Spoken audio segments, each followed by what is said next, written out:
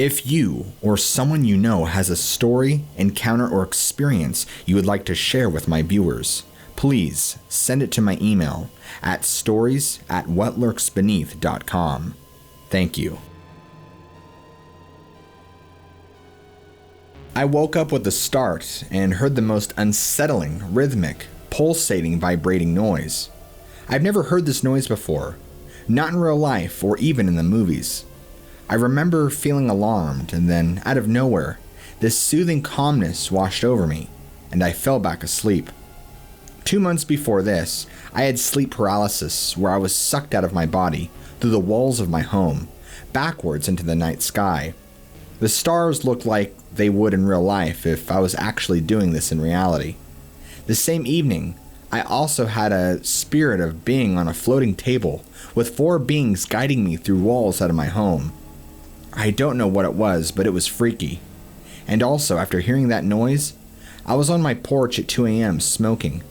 I had leaves covering my lawn, so I began hearing something bipedal walking across my yard.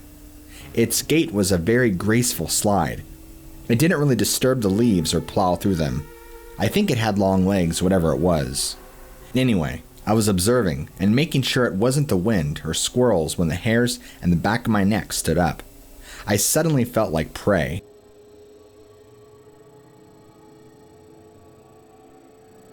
I'd like to apologize for my English in advance. Not my first language, but I really would like to share my experiences since I kinda kept them all for myself for 20 years. So, I have a habit of waking up in the middle of the night to drink ever since I was little. My mom used to prepare tea or something for me to drink at nighttime. So, I would wake up, drink it, and then go back to sleep. This is key information for my first experience, which happened when I was only around 4 years old. I would wake up to drink and see a glowing blue man figure next to my bed. It was tall and had no facial features at all. It was just an outline of a man shape made of blue light and radiating the same blue light in and of itself. I hope that makes sense. I remember having basic conversations telepathically. I was asked how was I feeling, what happened with me during the day, etc. Well, I finished my drink and all went back to sleep. I don't remember anything more serious, but these encounters went on for about 3 years and suddenly stopped when I started school. What makes me believe I didn't dream at all was that I woke up only once, same time I saw the thing, and my drink was always finished by morning, which I drank while talking with it. I personally don't think it was a ghost or a dead relative of mine, because at that time, I really didn't have any, and all of this happened in a brand new house which was built by my own parents. It is still a possibility, however. I never mentioned this to anyone at the time because I just knew it wasn't normal. My next experiences happened during primary school. I had a dream where my window opened up, and a huge light came in and lifted me up from my bed and took me out the window while I was laying still and felt paralyzed. It shook me up so bad that after I was obsessed with having my curtains closed perfectly so no light could come into my room from the outside. I remember every night I kinda had a panic attack because of this. I was truly scared of something. My mom said she saw me once struggle with my curtains, crying and saying, "Don't take me please, don't take me again." She was freaked out by it but didn't interrupt me. She told me this later when I was a teen and we were sharing stories. The other thing is a little blurry. Can't remember what happened before this, but I got a strong urge to check my right ear. It was then that I saw a needle scar, like a hole in front of my upper ear. It looks like my earring hole, but it's not open like that. I was terrified, and as I was examining it, felt like something solid under my skin was there. I tried to pinch my skin together to get it out, but it didn't work. I was hysterically crying because I wanted it out of my body. I remember I decided I'm going to cut it out, but ended up not doing it. I don't remember anything more than that, just I eventually tried to ignore it because I was scared. Me and my parents ended up getting into an argument because I remember having this as a kid, and their response was to get the baby pictures out, and even the hospital documents of my birth. The documentation doesn't mention anything about the thing in my ear, and nothing is visible on the photos. I still don't know what to think, but the day I made my parents, sister, and fiance touch my ears and compare them to each other to validate I'm not imagining this. My right upper ear is kind of puffy, and you could definitely feel something solid under my skin. They all did. They felt it too and were freaked out. This was the first time ever for me to talk about this scar. Since it was weird for all of them, this remained a popular subject for quite a few days. The same week, I started opening up about it, and I was alone one night, fiance out of town visiting his parents. I went to sleep early and woke up because I felt uneasy. I checked out of the window and I saw blinking stars. They looked like stars, but one moment they were white, and another they were red. They were literally blinking. I know something is up, but I still felt the need to go back to bed, so I did. I woke up in the morning, checked my ear, and the solid thing was gone. My right upper ear was still puffy, only the solid thing had disappeared. Weeks passed, and I was trying to ignore all of it as much as I could, out of fear, as I always did.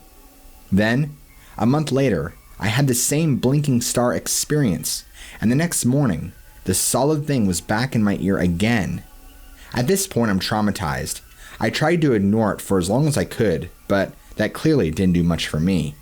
I feel anxiety every time just from the mention of extraterrestrials, UFOs, and aliens. I can't watch movies or read about them without feeling uneasy. I don't have a clear picture of what I went through, but it's clear enough it wasn't anything remotely positive. I tried meditation a few times because I thought it might be helpful, but as soon as I start relaxing my body and mind, I see this. I see through my own eyes. I'm in a white room with 3 beings. I'm laying on a hospital bed, paralyzed, and I have white sheets covering my legs.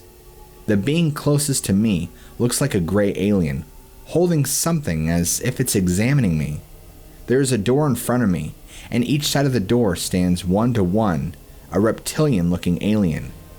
I'm not sure what people experience during meditation. Maybe it just was my mind playing tricks. Maybe it was a memory fragment. I really don't know. So far, these are my experiences.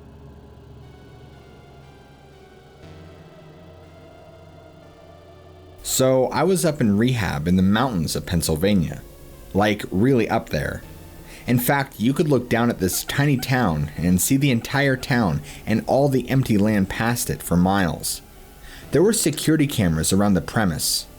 One day, one of the older counselors asked me and a few of the other guys if we wanted to see a UFO. He whipped out his phone and showed up a video he took with his phone of a computer. On the computer is security footage playing from one of the cameras that is aimed at a small outdoor area with some tables. But you can also see a hilly part of the mountain and the sky beyond that. We were all watching, and this glowing orange disc comes and hovers by the mountain, rocking back and forth. It is there for 20 seconds or so, then shoots off up into the sky. I recognized the area the security camera was aimed at, and it was straight from the recordings. Really interesting. This one, I was probably in 3rd or 4th grade. Me and my best friend at the time were on a school field trip at a local amusement park. We were on the top of the Ferris wheel when a rainbow disc came roaring through the sky. And it was close. We got a really good look at it. It was like a thick frisbee that had a gray metallic center with red, yellow, orange, and blue lining on the outside. We got down and ran to our parents, telling them about it. But they didn't see or hear anything. No one else seemed to have seen it. For years, I wrote it off as a dream I had. But a couple of months ago, I actually reached out to my friend on Facebook and asked him if he remembered it, and he did. I was at a dark point in my life after rehab, and I got an apartment, but due to roommates bailing on the lease, I had to move back home. I was at my lowest. I had lost my father while in rehab, lost my girlfriend, whom I was still very in love with, and experienced a few friends dying, one of which I blamed for myself. It seemed that everything I had gone through and everything I had worked towards in the past year and a half had meant nothing, and I was right back to where I started. I felt alone. I went outside at night at 1 a.m. and looked at the stars and asked for a sign. I'm not religious, so I don't know who I was asking, but something answered. I saw a green light in the sky. It looked like a combination of the Northern Lights and a SpaceX rocket launch, but it was a ball. It spread out and it looked kind of like an angel, only how a child would draw one. It was beautiful and mesmerizing, like a being of pure energy. I felt so at peace, like something greater than my comprehension was looking out for me and telling me not to give up.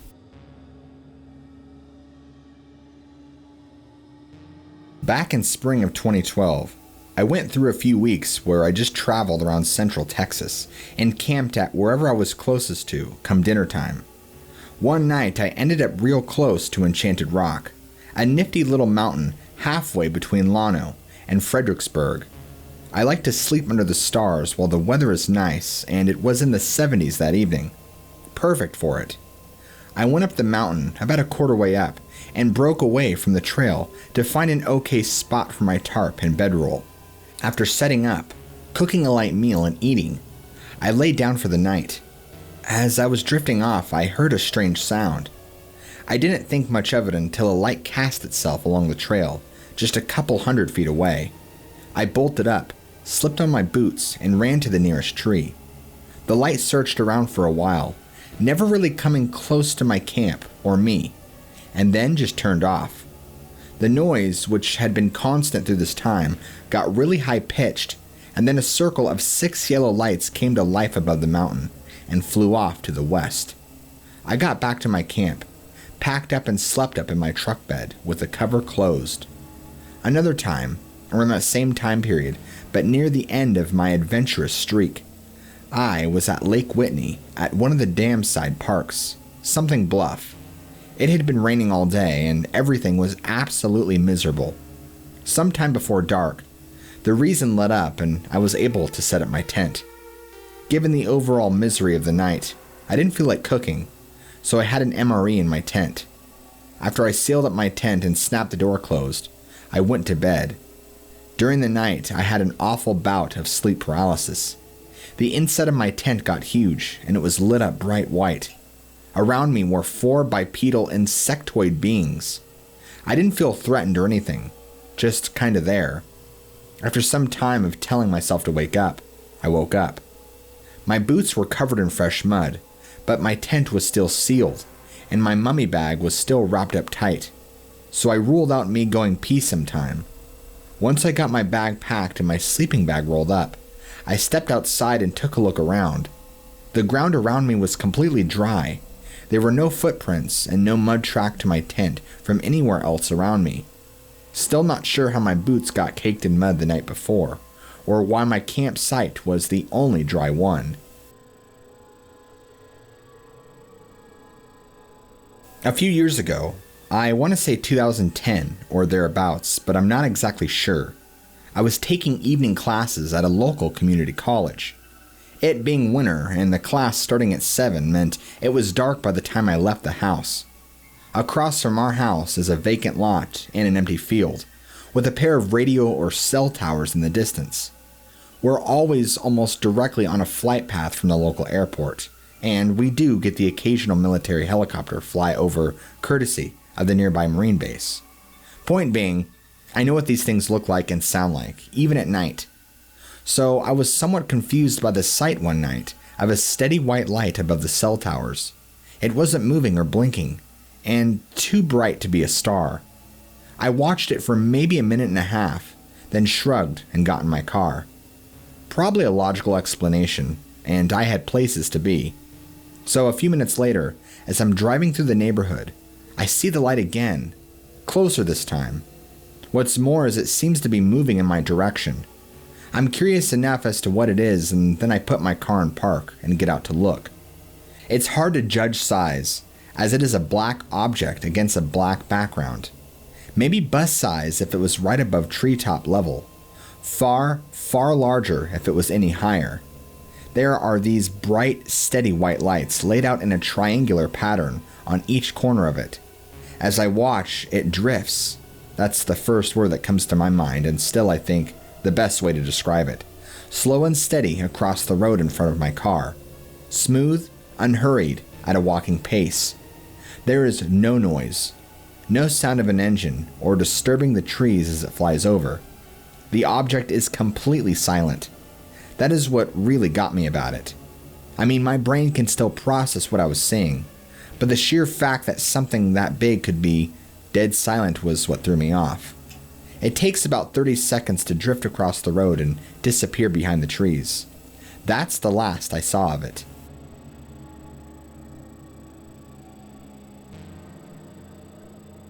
I don't know if what I saw was alien, but they were unidentified flying objects, alright. First was when I was a kid, and I was already into UFOs.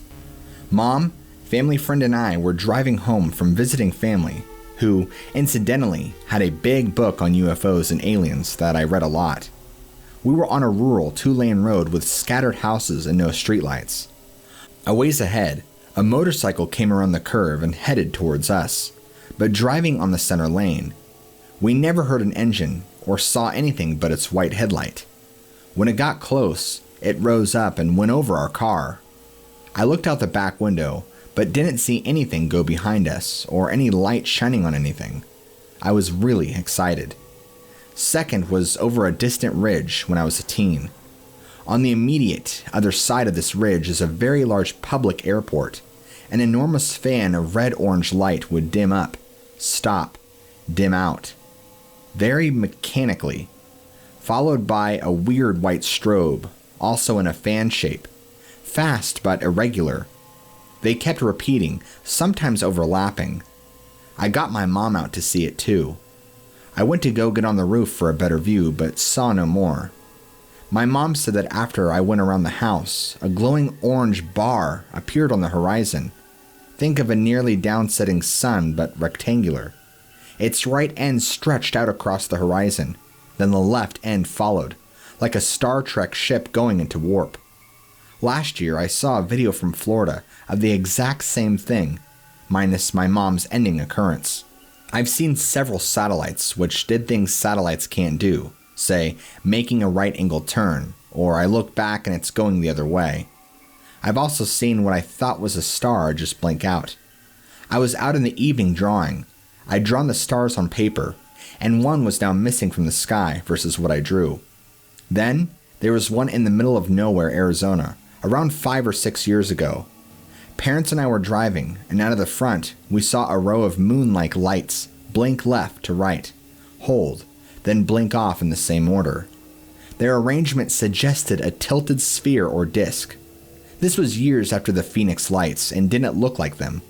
What we saw were round, hazy at the edges, orangey white, and didn't move at all.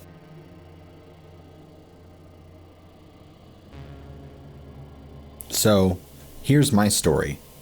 When I was about 8 to 11 years old, in the period of about 1971 to 74, I would dream of an alien woman regularly. These dreams were pretty vivid, to the point I felt a strong emotional attachment. The last time I dreamt of being with her, we were on a craft, but I can only remember a round window looking at Earth as we headed toward it. The last conversation, no words spoken, it was more telepathic, had went like this: "You're going back now. I won't be visiting you again, but I'll always be here with you." Next thing I remember was that I was on a train for no apparent reason. Then I awoke. I have not dreamt of her since. Then one day, when I was about 24, I had moved into a new shared house. I was sleeping on a fold-out bed in the middle of the day, then thought to myself, shit, they're here. Next, I felt my sides being poked. I think in that annoying way your uncle might, but it was uncomfortable. I could only move my eyes and was being pressed into the bed, as I felt the presence of about 4 beings who, for some reason I know, were different in stature and rank. 2, I think, was kind and keeping the others in check. I was not scared, but angry. Then lights went out. I awoke about 6 hours later as people walked in and closed the door. I acted as if nothing happened, never said a word. Some years later, I was driving in Sydney and spotted a poster for a new book. This book was Whitley Strieber's Communion. For the first time, I recognized the face in my dreams. It was the face on the cover. I was pretty shocked. It seemed to bring what I had put down to a silly group of dreams into reality. I had one more episode when I pulled my car over to stop for alcohol. My mate got out of the car and I spotted something in the rearview mirror and lights out. My mate returned. I asked how long he was gone. He said about 20 minutes, but it seemed much longer. Again, I said nothing, but I did act up at the pub that night. I've seen many lights in the sky all my life, especially when I was younger. It was always as if I could summon them, even amaze my friends with that. They've been gone for a while now, and I feel abandoned.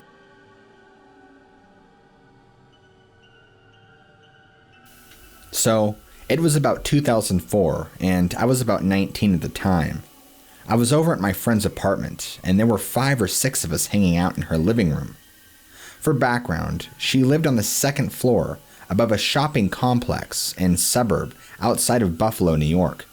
We hung out there often and never had any sort of weirdness go on. Well, one day, we're there at around 6 p.m. in the summertime, so it was definitely still daytime, when all of a sudden, a super bright light engulfed the entire room and paralyzed each of us at the same time. Now, when I say bright, I mean it was as if we had headlights on a car shined right in our eyes. Except, this bright light paralyzed us in that we couldn't move or speak. We were just there. The light was so bright, it lit up what seemed to be the entire apartment, and outside as well. It lasted what we think is about 15 seconds, which seemed like an eternity. Once it ended, we were freaking out. We were sure something would be on the news or other people would be posting online asking the same question, what it was. But nothing. To this day, we all recall this instance and have no clue what it was. But as the years go on, the more convinced I am that it was an alien involved, as I can't give any logical explanation on what the hell it could have been. I've scoured Google and searched YouTube, you name it, looking for anyone with a similar story or a possible explanation, but have yet to find anything or anyone who can relate.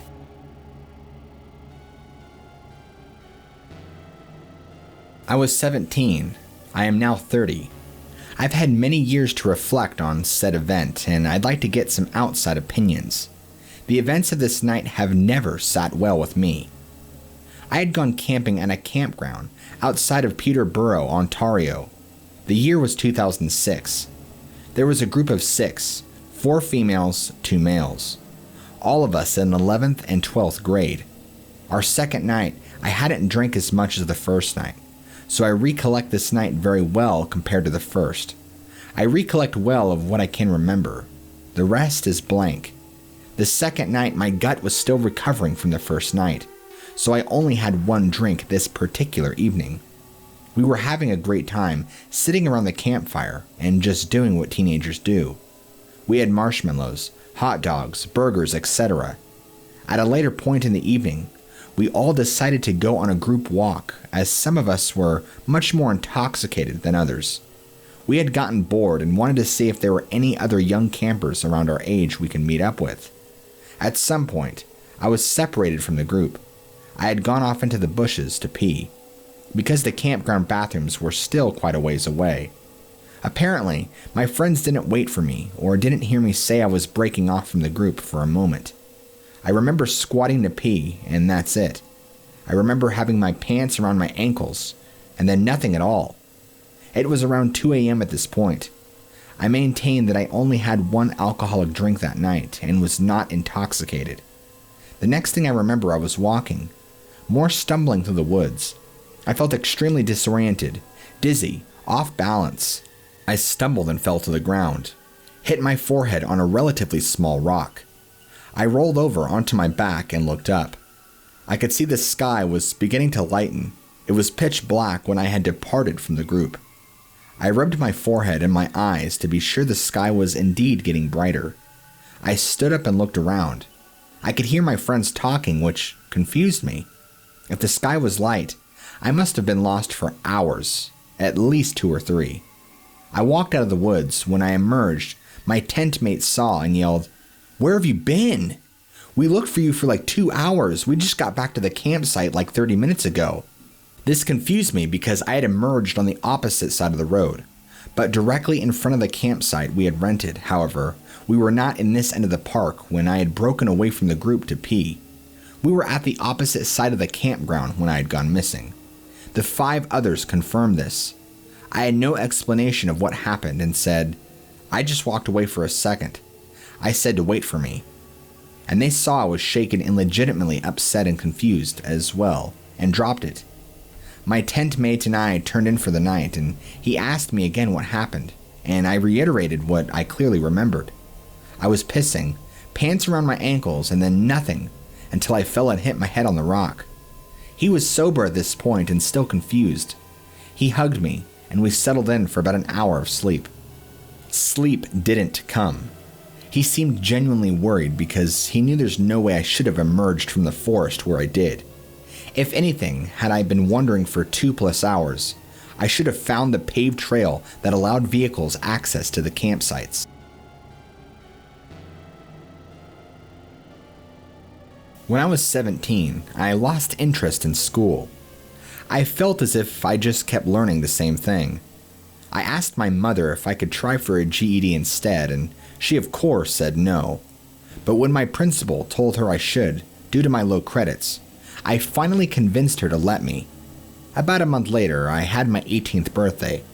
I was still living at home, trying to find a job, but no luck. 3 weeks or so after my 18th birthday, I went to bed like any normal night, though I do remember going to bed earlier than expected. I woke up at 3 a.m., walked to my bathroom to use it. When I walked back into bed, I looked at my phone again, 3:05 a.m. I lay back down. Then I realized I didn't plug my phone, so I'm going to turn around to plug it in. Then I realize I can't move. I'm telling my body to move, but I am not moving, so I start panicking. I try making any noise with my mouth. Nothing. I realize I can still move my eyes, so I look around my room, shooting in every direction. Then I saw an outline from the light of my doorway. I felt relief thinking it was my mother. She will save me. Then I realized that the figure outline wasn't of my mother. The head was too big, the body too skinny. Then I remember a bright, brilliant light engulf me. Suddenly I am screaming and yelling, and then I realize I'm on my bed. My parents have ran into my room, and I am shaking like a leaf. Told them what happened. My mom tells me it's a nightmare and not to worry. And then I lay down in bed and look at my phone. 5:15. Where the hell have I been? Then I realized my ears feel like I was at a concert for 2 hours without earplugs. I was also very concerned it would happen again. I ended up passing out from sheer exhaustion. After the first abduction, that's when stuff started getting really bad. I think I started having sleep paralysis dreams and remembering what they did to me. I remember waking up not being able to move in my bed. It was morning time, so I knew I wasn't being abducted. I felt pain in my genitals, as if somebody was entering me with no lube. By the way, I was a virgin at the time and had never experienced penetration before. I am not religious at all, but my brain was calling out for me to call for God, or anyone. I just felt so hopeless, so scared I wanted it to end. I finally was able to move, and so I sat there, crying on my bed. I felt so hopeless. I didn't want to tell anyone of fear of being seen as insane. A couple days later, I went to the bathroom, got up from the toilet. Normally, my whole back gives out and can't get up. Call for someone to help me. My mom comes and asks, "Do you need toilet paper?" And I tell her that I can't get up. She helps me up and I can't straighten my back out. There's too much pain. She asks me what's wrong, and I tell her I think my back gave out. "You're 18, your back can't give out." Try to straighten out again, and I can't. There's too much pain. My mom calls a family friend who is a chiropractor. She tells me my mom too came to her practice for emergency adjustments. My mom helps me into the car. Sitting was so uncomfortable, each bump of the road was just pain. We finally get to her practice and she checks my back. T3 and T4 is seriously out of alignment. She adjusts my back, gives me a TENS unit, which is electrical nerve stimulation. We are driving home as the TENS unit works its magic on my back, spasming muscles. I suddenly feel watched. I look up and see 3 balls of triangular light and tell my mom, "What are those?" And she asked what. Then I blinked, and when my eyes opened, we were almost home, which shouldn't be possible. I asked my mother, "Did you see those lights?" And she asked me again, "What lights?" And then I said, "How did we get home so fast?" She shrugged her shoulders but didn't care she was almost home. I would have vivid, horrible dreams about being in some weird medical table with a huge needle going into the base of my skull. It was a reoccurring one that would happen every so often. I would always wake up expecting for my neck to hurt, but it never did. Well, fast forward 3 years, I have a job, a significant other. Life's pretty good, and the alien abduction craziness has gone away, though it always sits in the back of my mind. My significant other sleeps with me, so I stopped experiencing weird things at night. But I'm wondering if they just knock me out better because there's 2 people now. I tell my fiance about pain I experience on the daily, and she tells me I should probably see a doctor, find out if I have an autoimmune disease, and even the doctor think that's weird, but not unheard of. I still get lapses in time, false memories, and other things. Keeping it together is hard, but talking to a therapist and talking to friends who actually believe me has made me feel less alone and less scared. My significant other believes me as well, though she doesn't believe in aliens. She said what I experienced is real, and she thinks it's the government who abducts people to push the alien narrative, which is an interesting take on that.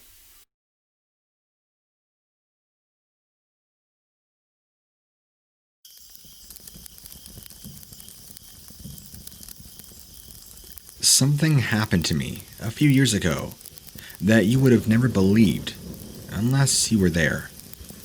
I was on a fairly busy road, but it was late at night, so there weren't too many other vehicles around. It was a shame, in a way, as even more witnesses would have made even more people take notice. However, what happened was enough for me to completely change my mind on the existence of UFOs. I had my radio turned on. It was playing some sort of rock music, which I was drumming my fingers along to on the steering wheel. I was on my way back from work, a commute I do most days. Only this evening, I had stayed on for a birthday meal with some colleagues of mine. It was drizzling, but not heavy rain.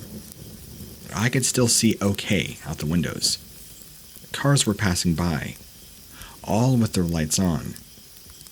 Everything was just fine, and I was about 20 minutes or so from home.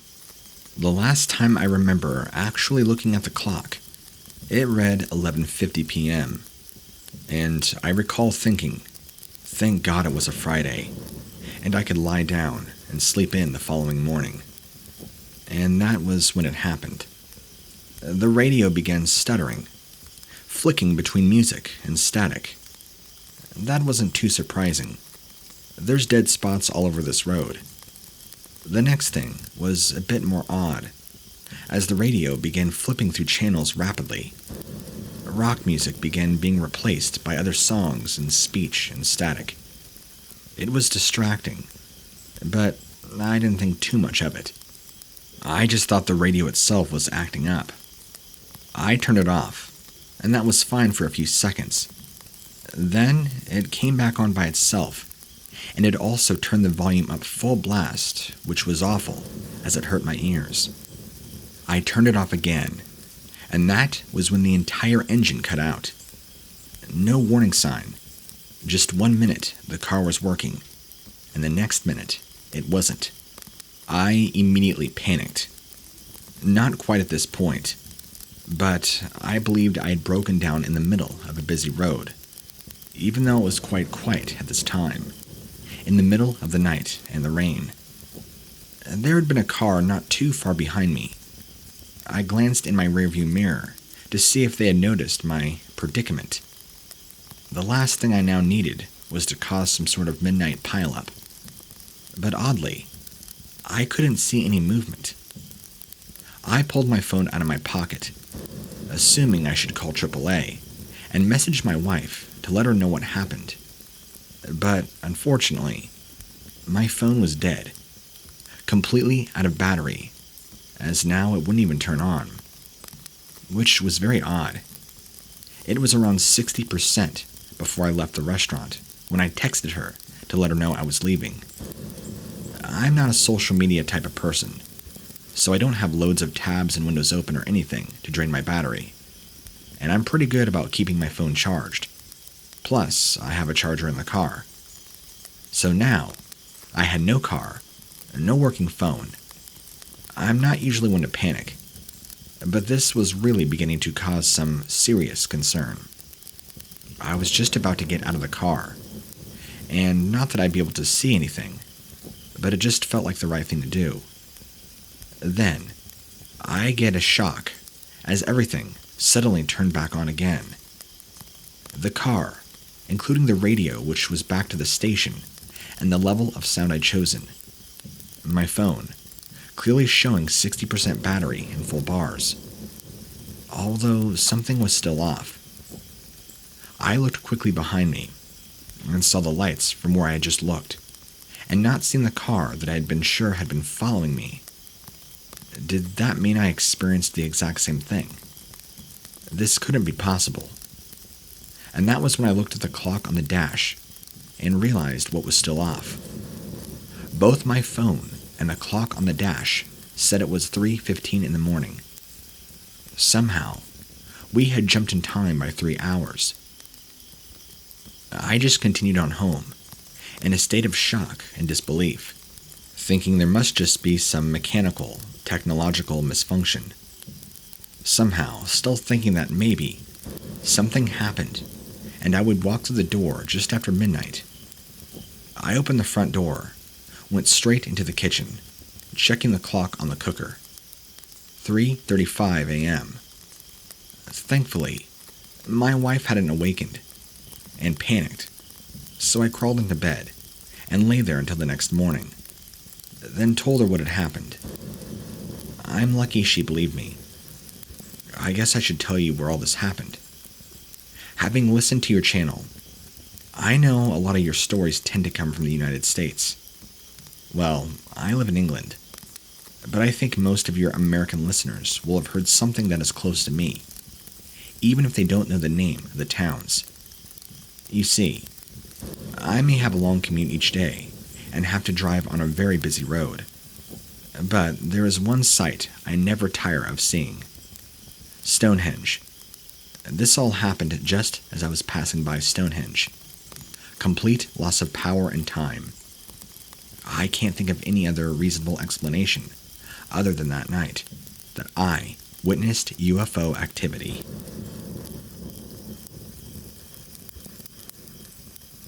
I can't give you any specifics. I really shouldn't even be writing this. I would be fired, or worse if someone found out. But people have to know. I work in a sect of the military. That's all I'll say. It just lets you know that I have access to certain information. I've been privy to things that, well, civilians wouldn't believe. But I can assure you, there is proof of extraterrestrial existence. I can't be more specific. What I can tell you is that I was sent along with a team to investigate an aircraft that had been discovered, shall we say. There wasn't much left by the time we got there.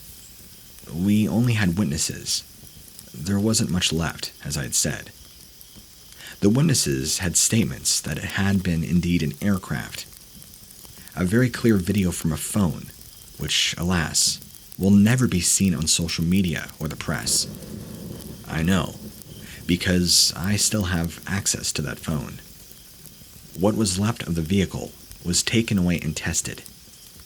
It was, of course, constructed of unknown material.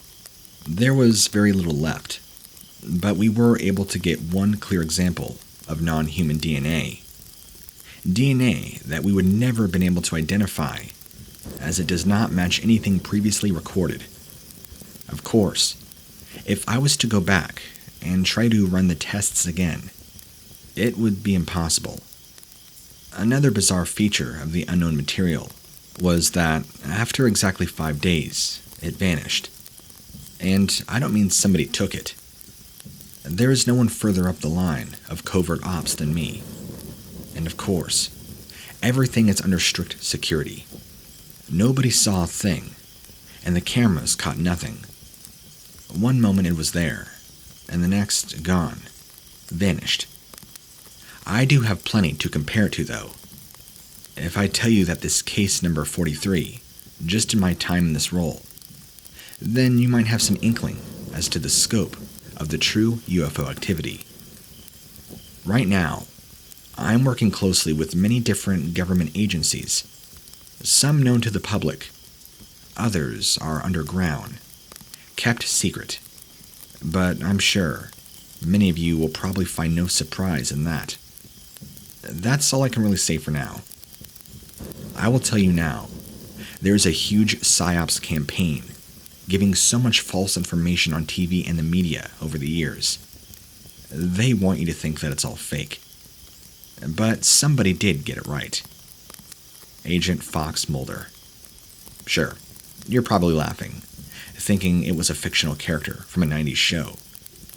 But one thing he said that I want you to realize is more important and more truthful than anything else you'll see on TV. The truth is out there, really. I'm trying to end this on a positive note, to make you laugh. Just to let you know, the truth is stranger than fiction. And as I get more time, I'll try and reveal more to you secretly.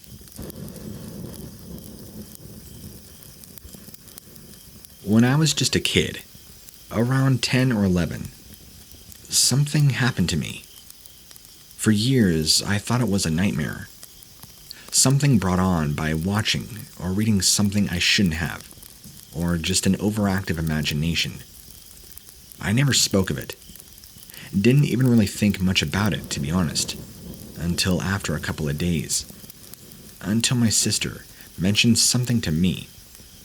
We were sitting, having a good drink, when she suddenly, completely out of nowhere, mentioned the gray man. It might sound like a total cliche, but I honestly felt like right then, someone had punched me in the face. The nightmares came flooding back in an instant.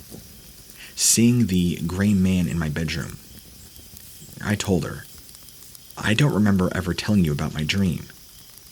And she looked at me so puzzled and said, "What dream? You never told me about a dream. I'm talking about the night I saw the gray man." And then it all came out. She remembered being about 13 or 14, and that would tie in with my age. We both recalled the exact same dream.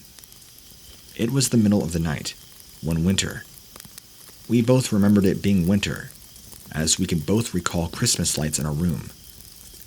Our mother loved the holidays, and the whole house would be decorated. We were lying in our beds when the window slowly opened. We lived in an older house, and still had old-fashioned sash windows that you opened by pushing one of the panes up. This slid up, and we were able to see the curtains moving slightly in the breeze. He then appeared. The gray man appeared through the window. As we talked it through, what happened was exactly the same for both of us. Absolutely identical.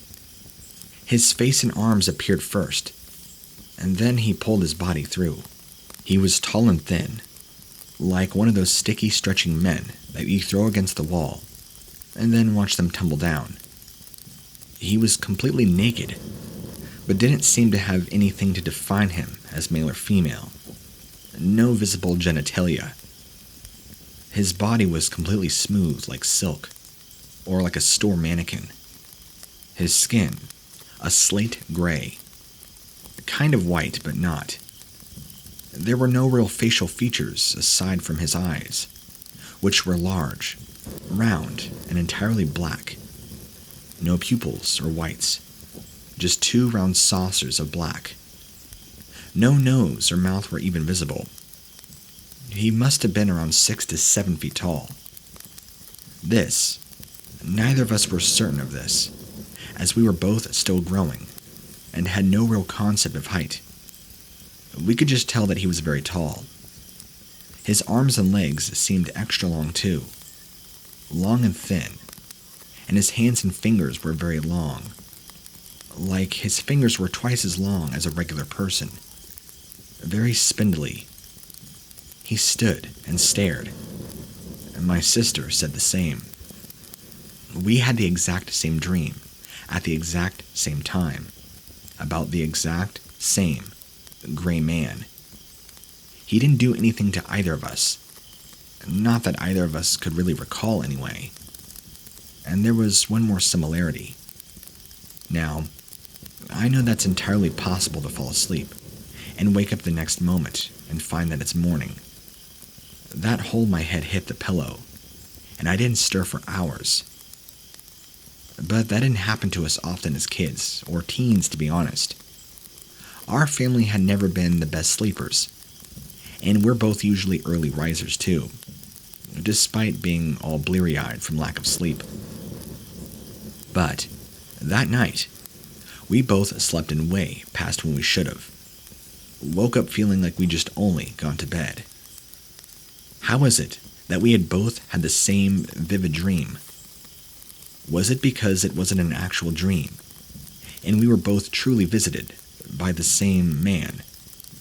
We'll never know for sure, I guess. But one thing I know for certain. I went straight home, put locks on every single window I have. That's something I'll never forget about.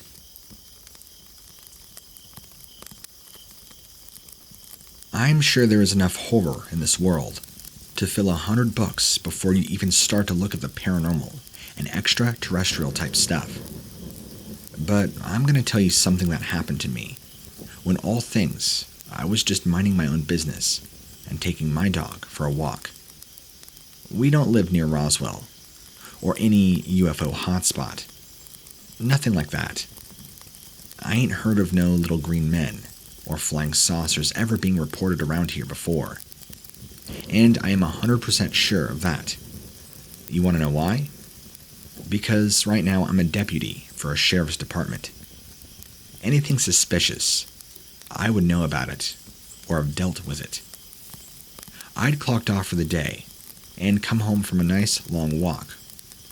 My dog, who I'd been taking out walking, had been cooped up all day and needed a good stretch. I'd had a long day and needed a good relaxing walk with my dog. We always go back to this section of woods. I ain't ever seen anything out there. Never have. My dog does her thing, and then we go home. But not this time. My dog's a real good girl. Never has any listening problems. Well, this day, she is off her leash, and off like a rocket, straight through the trees up ahead, towards where I know there's a big old pond. She doesn't ever go in there. She doesn't like to be dirty. I call to her, but nothing. She ends up coming back to me, and that's not like her at all. So I follow to where I saw her run off. I call to her, but nothing. She doesn't come back to me, which isn't like her at all. So now I'm concerned and follow her to where she ran off. And that was when I saw, well, this thing. I'm going to explain what I saw best I can. It doesn't make a lot of sense, but I'll try. First off, it was dark behind the trees. Now, I know about cover, but it doesn't mean it was darker because of the trees. It was like nighttime, just in that one spot where my dog was. And my dog was gone. I scanned all around, calling her name, looking everywhere in the spot I'd seen her run to. I even looked to the water, but nothing. All the while, the hair on my arms were standing up. Even though I don't believe in anything supernatural, something in my instinct and gut felt completely off. I continued to call my dog's name, and then I heard this strange whirring noise, coming from above, in the sky where it was dark. I can now see there was something up there that was making it dark. if I tell you it was a spaceship, I would only be guessing from stuff I've seen on TV and in movies. But I saw the shape, and that's what it made me think of. Then I saw the famous beam of light that they always seem to show in the movies. It was so incredibly bright, brighter than any light I've ever seen. I had to turn away and shut my eyes. It was only for a second or two, and I opened them.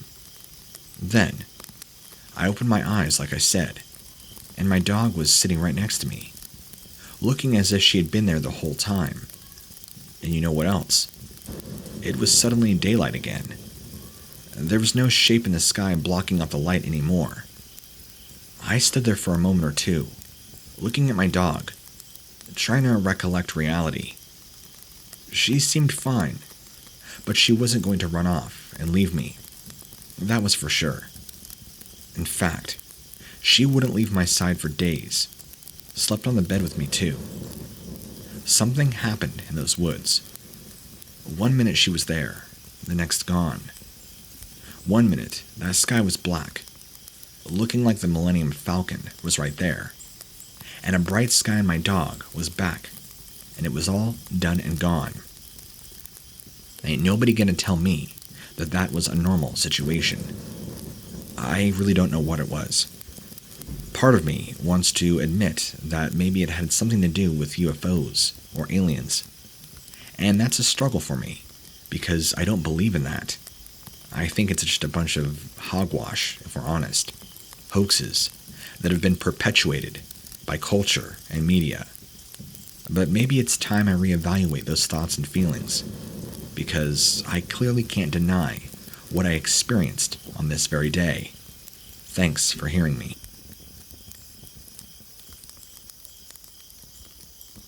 Okay, so something really weird happened to me, which I still cannot explain.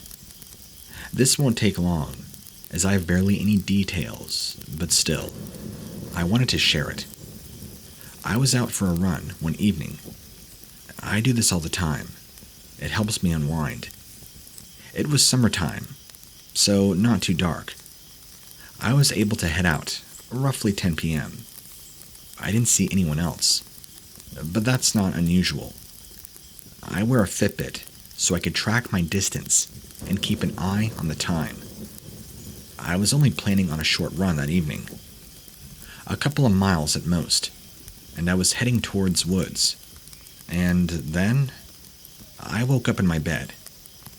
I'm not leaving on a huge gap on purpose. I genuinely have no recollection whatsoever of what happened between the hours of 10 p.m. and went out and 10 a.m. when I woke up the next morning. Still in my running kit, including my sneakers, lying on top of my bed. When I checked my Fitbit, it showed that I had ran 10 miles. I have no idea what happened. I was stuck in a complete daze. The only other thing I remember is that I switched on the news, and there were reports from local people saying they had been hearing strange noises in the neighborhood last night, that at around 10:15 approximately, there had been a very loud bang, like a clap of thunder overhead. Somebody suggested a sonic boom. The news anchor had no explanation. There were lots of reports of a sound, but no sightings. Something had happened that night for certain. I have no idea what it could have been.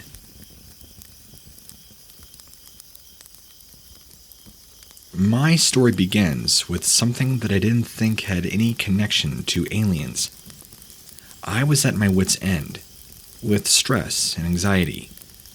I began having panic attacks. They progressed to the point that I stopped wondering if I would ever stop having them, and I began wondering when my next one was going to be, and what I'd be in the middle of doing when it would hit. I'm not a man of great means, so the really potent pharmaceuticals that many people resort to for anxiety were not an option. A coworker suggested that I try meditation. Okay, he called it mindfulness, but call it what it really is: meditation. If only I had known when I was really getting myself into. The results at first were slow, but when I had it down, being able to just let go of my thoughts before they could worm into me with roots, spreading panic and distress, I was hooked. To simply be, and to not have to worry about bad thoughts and nerves stressing me out. I got to the point where I was meditating every single chance I could spare. The 10-minute sessions were the most rewarding, but I got in 30-minute sessions, and longer when I could. So, I started to see things. Mostly flashes of light. I thought they were produced by passing traffic in my peripheral vision. But then, I noticed the lights when I wasn't anywhere near roads or cars. Here was a new source of stress. I found out that flashes of light could indicate detaching retinas and other horrible things. I used my meager insurance to get a checkup, and they couldn't find anything wrong with me.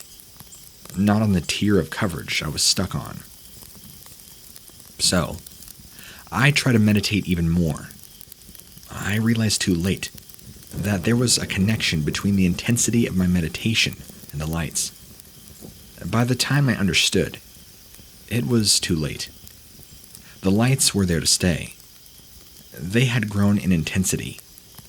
Sometimes there would be one large, one swinging in the sky, like it was suspended by an invisible pendulum. Other times, they swarmed around me when I would pass through a dark room.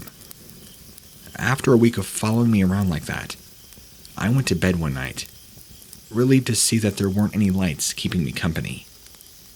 I fell headlong into a deep sleep. I was jarred awake by a tugging sensation that was pulling me up. I opened my eyes, but that was all I could move. I could not move my arms or my legs, and I distantly realized that I didn't have any arms or legs. I wasn't in my body. Whatever form I was in, I was riding a beam of blue pulsating light up through my ceiling and into the night sky. I could see my neighborhood down below. I could see the blinking lights of commercial airplanes closer than I had ever seen them before. I tried to cry out, but I couldn't. After a few seconds, I perceived that I was in some kind of container. It seemed cylindrical. The air around me felt charged, and there was an omnipresent white light that made it difficult to see. The loud voice boomed inside my head, the words completely unintelligible, at least at first. It would not stop talking. I gradually noticed that each time it spoke, it was in a different language. I recognized French and Spanish. Then there was English. The voice asked me what I wanted. I fired back that I wanted to know what they wanted. The gentle reply was that I had taken the initiative to contact them first, and I had done so with unusual intensity. I was confused and a long silence set in. Then, the voice asked me if I wanted to advance my existence, whatever that meant. I replied that all I wanted was to be rid of my anxiety and my panic attacks so that I could properly function on a day-to-day basis. There was such a long silence after that. I thought they might have forgotten about me, but they had not. I was shot out of that cylinder, or whatever it was, like a cannon. Then I was back in my bed. I felt completely shaken up, and yet somehow felt serene at the same time. I didn't have any more panic attacks. I seemed to be incapable of feeling anything intensely, but I didn't mind so much. I was able to function and get through the day. I couldn't muster up a sense of urgency about anything. It was an adjustment to be so calm about literally everything. My very personality had been rewired. Sometimes I feel like I'm an imposter and inhabiting my body. But this is my new life with my new self. I'm not upset that I don't have panic attacks anymore. I love that part. But I'm a bit taken aback at what it cost me. If those were aliens that did this to me, then I guess that even they haven't perfected medicine and healthcare. I've done research on how meditation got me in touch with some form of higher life, and apparently, it's something that just happens. The whole point of meditation in ancient times was to contact the divine, and it looks like that's a door that's still open. I guess those were aliens. I didn't see an actual ship or beings, just lights. Whatever they were real, because what they've done to my brain and body is very real. That's all I have to share with you. Sorry about the long email. Thank you for reading.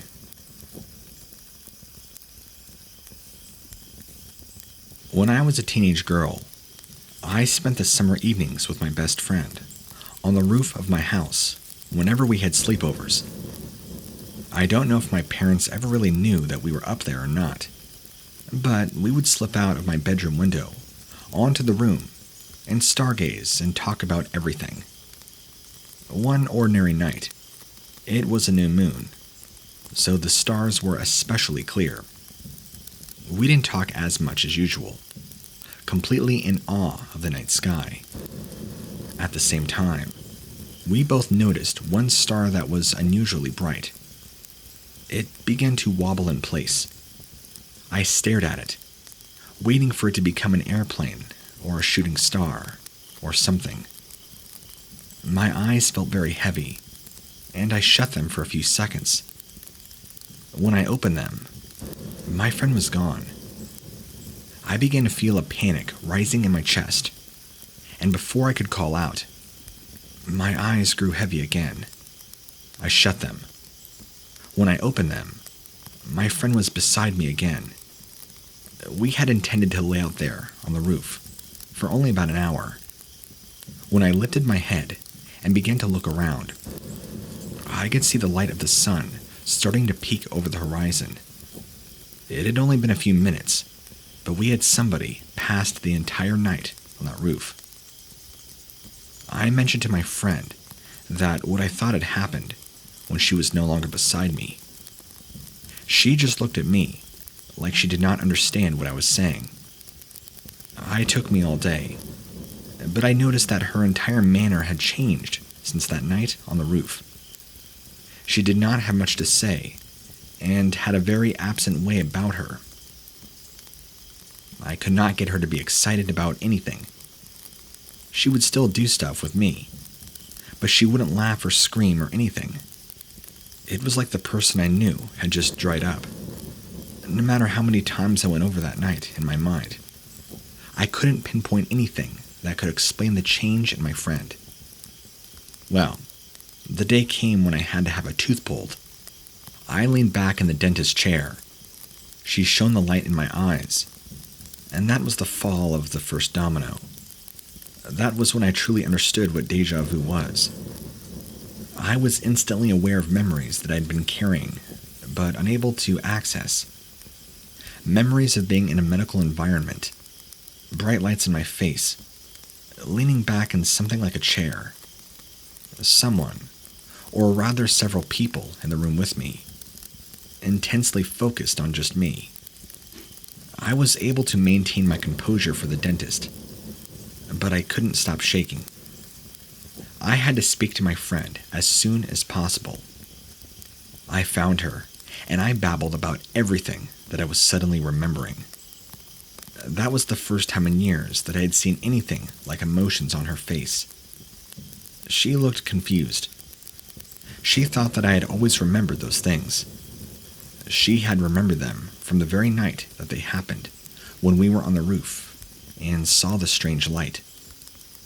I asked her what all she could remember. She said that she remembered very invasive things occurring, things that at the time were horrifying and nearly broke her.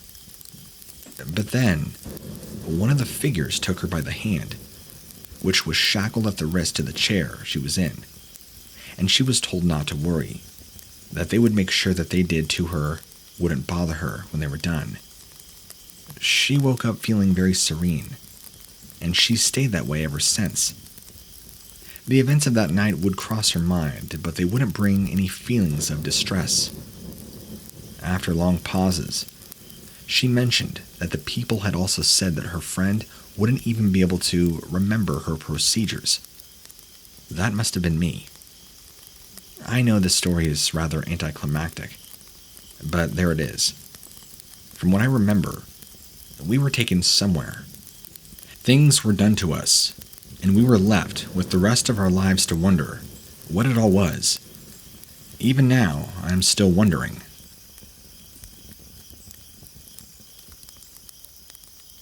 I'm an overnight truck driver. I've seen some messed up stuff in my time on the road.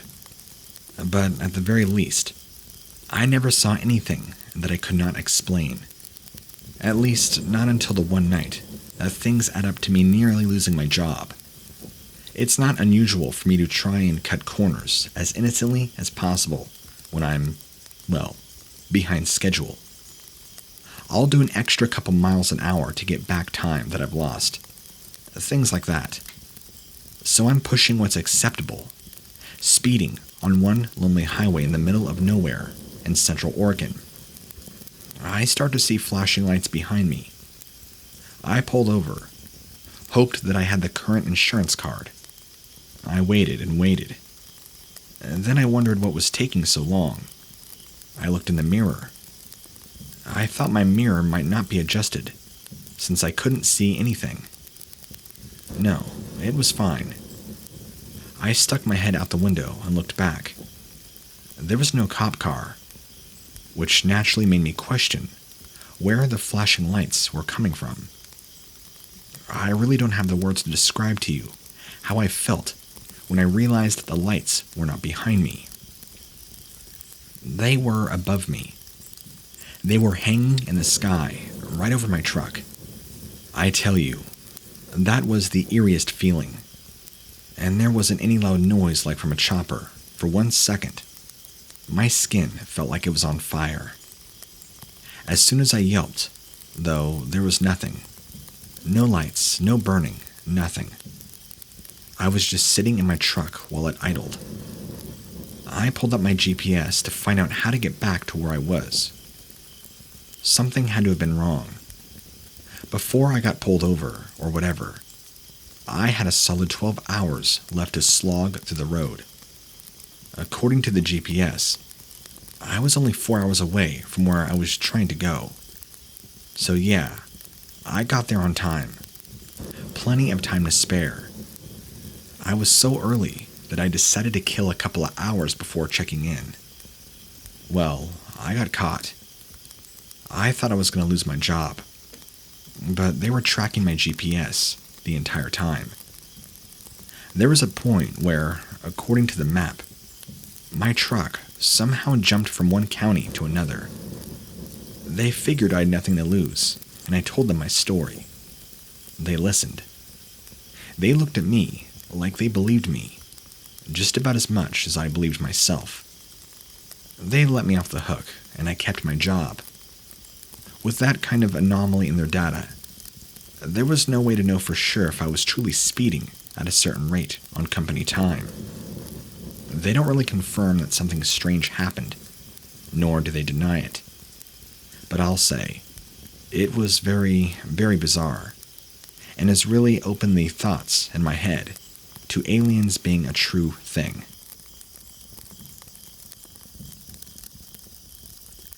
I have timber on my property, and it's not unusual for me to stay out well past sundown. I am mesmerized by the way the sky can change from the beginning of the sunset to the twilight to total darkness. My story brings me to one balmy summer night when I was treated to an especially fiery sunset. I was so entranced that I failed to notice a dark shape silhouetted against the sky. It was dark and round with a single blue light, mounted in the center like an eye. It hovered over my property for a long time, long before I ever noticed it. I was intrigued, and wondered if I wasn't being treated to seeing some sort of experimental army aircraft.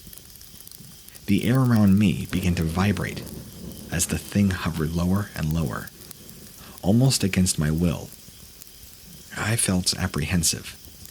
I was truly fascinated, but some force outside of my consciousness was telling me that I shouldn't stay out in the open. I kept watching the sky, but I backed into the trees where I would be able to still see the thing as it lowered down, until it was just a few hundred feet off the earth. The air was vibrating so much that a deep bass filled my ears. The blue light shifted to red, and the fear I felt grew and began to overshadow my fascination. A writhing mist appeared on the ground beneath the craft, and the vapor shrunk in on itself and became three shapes. Two were humanoid with long features, especially in the arms and the legs. The third figure had a stiff way about it, as if it were mechanical. I understand how ridiculous this sounds. Without hesitating, the three figures headed straight for me. I did the only thing that I could in that moment: climbed a tree. I wondered if I had made a mistake, since they stopped at the base of the tree. I could feel whatever eyes they had were on me. One of them made a half-hearted attempt at climbing, but was unable. The second tried as well, but could not. The third figure, the stiff one, began belching some sort of vapor from its mouth, with a hissing noise. It had a pungent, acrid smell, and I could feel my head getting light, and my limbs getting heavy. I was falling asleep. The vapor was some sort of sedative, and it was working with alarming speed. My grip was starting to loosen no matter how much I focused, so I had to think fast. I saddled up next to a thin branch and unbuckled my belt. I looped it around the branch. I didn't accomplish this feat a moment too soon, since I blacked out as soon as it was secure. When I woke up, I was still in the tree and was hanging by my belt like a poorly engineered harness. It was uncomfortable, which to me was a testimony to its efficiency of the alien narcotic. I felt unnaturally sluggish, even for somebody who had just woken up. A cursory examination of my property revealed nothing strange. I tried to see if perhaps the vapor had been released from some sort of canisters, but nothing.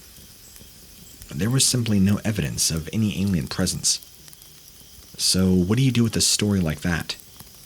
No damaged property, no real harm. You can't call the cops. So I guess that's when you can tell somebody that can share your story, like you guys do. I just wish I had proof, because I know I sound crazy, but all I can do is tell you my story happened, and I'm living proof that I went through it.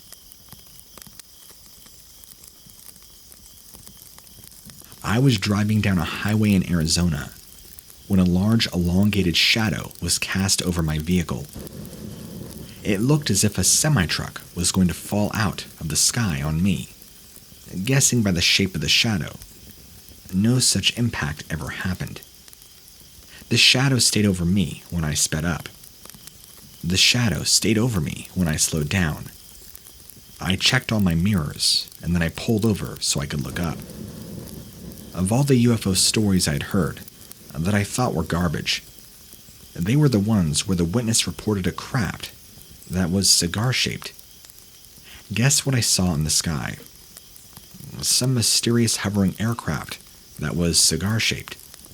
A large reflective cylinder, flying lengthwise, and very interested in me for some reason. Well, I wasn't interested in it. I got back to driving, and I tried to outrun it, although it was pointless to even try. I felt my car start to leave the pavement a few times, as if it were being lifted skyward. That's when the panic caught up with me. I swerved. I did everything I could to keep it from zeroing in on me, if that's how it even worked. I began to cry. I wanted to call my husband and ask him for help. What was he going to do? He was a whole 2 hours away at work. And before I could have a total breakdown, this thing randomly broke off its pursuit, and I never saw the likes of it again. Now, I'm terrified to even drive that road, and large shapes or unknown things in the sky can freak me out. Yeah, I guess you could say I'm a believer in UFOs now. I'm not sure if this counts as an alien or not, but I definitely saw something I can't explain at all about 5 years ago and have been dying to tell the story. About 5 years ago, me and 2 other friends were on our way back from Warped Tour in Maryland. For those that don't know, Warped Tour is a heavy metal / hardcore concert tour thing. We were being driven by one of our friends' moms because none of us had a car that we could drive yet. It was almost night. The sun was still out, kind of, and it wasn't dark yet, and we were driving on a 2-lane highway that had trees on either side of the road, and a median in the middle of the lanes. Basically, some creature ran out from the trees on the other side of the highway, jumped the median, and sprinted towards the trees on our side. We almost hit the thing, and our friend's mom had to slam on the brakes, and everyone in the car was screaming our heads off. Not because it was a look out for the deer situation, but because this was the scariest looking thing I've ever seen.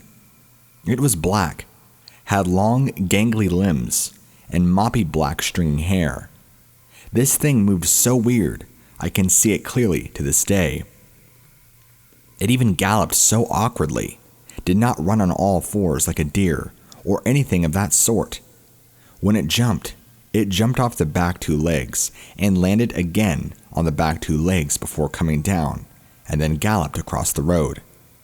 Everyone in the car said the same thing, which was, what was that thing? To this day, I am convinced it was a demon, or an alien, or an escaped medical experiment. It was large and terrifying, and the way it moved was unlike anything I've ever seen in my life. I wish I had more details, but sadly, that's all I remember. I've asked my friends and that friend's mom about it numerous times and years after the fact, and it still gives everybody shivers.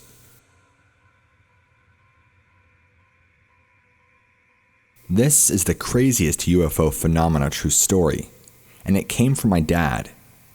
1960s in Ethiopia. My dad is just a child, 9 years old at the time, playing with his best friend Gabriel after school. They were playing in the fenced backyard of my dad's house. My dad turns his back for a second, then turns to look back at his friend, and Gabriel is gone. It's important to note that my dad and Gabriel were from the top 1% of Ethiopia's ruling elite. My dad's father was Minister of Interior of Ethiopia, and Gabriel's father was a 4-star general of Ethiopia. The backyard Gabriel disappeared from had 10-foot brick walls with armed guards patrolling on the outside. A couple of hours pass. His parents, my dad's parents, and guards are searching, but no Gabriel. 48 hours pass. Now, there is a nationwide search for this important general's kid. It's on the news. Police are searching door to door, describing him and what he was wearing when he disappeared. He was wearing at his private school uniform, white shirt and brown pants. Helicopters even searched the countryside looking for him. Still nothing. A month passed, then 2, then 4. People start losing hope that he would ever be found, and think the worst. Exactly 6 months to the day that he disappeared, Gabriel appears back in my father's backyard. He was still wearing the same white shirt, private school uniform, and it was clean. He looked exactly the same as he did when he disappeared. This is where it starts to get weird. Once they had confirmed that he was okay, they started asking where he had been. He said a couple of nice men took him on a trip. He was in a white room that glowed, and other children were there from different countries. He said he was surprised that the nice men who looked like white guys could speak Ethiopian, and he could understand what the other children were saying, even though they were not Ethiopian.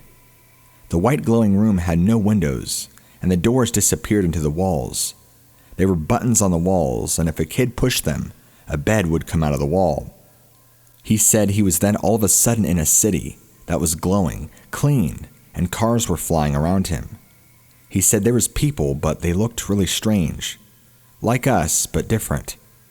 One nice man was still with him and took him to a tall building, where he said he had to stay there for a while, but showed him a room that he could use for entertainment. Gabriel said that he could push a button and the room itself goes places. An open field, the beach, the room itself even flied. He said after a couple of hours he was taken back to Ethiopia and appeared in the backyard.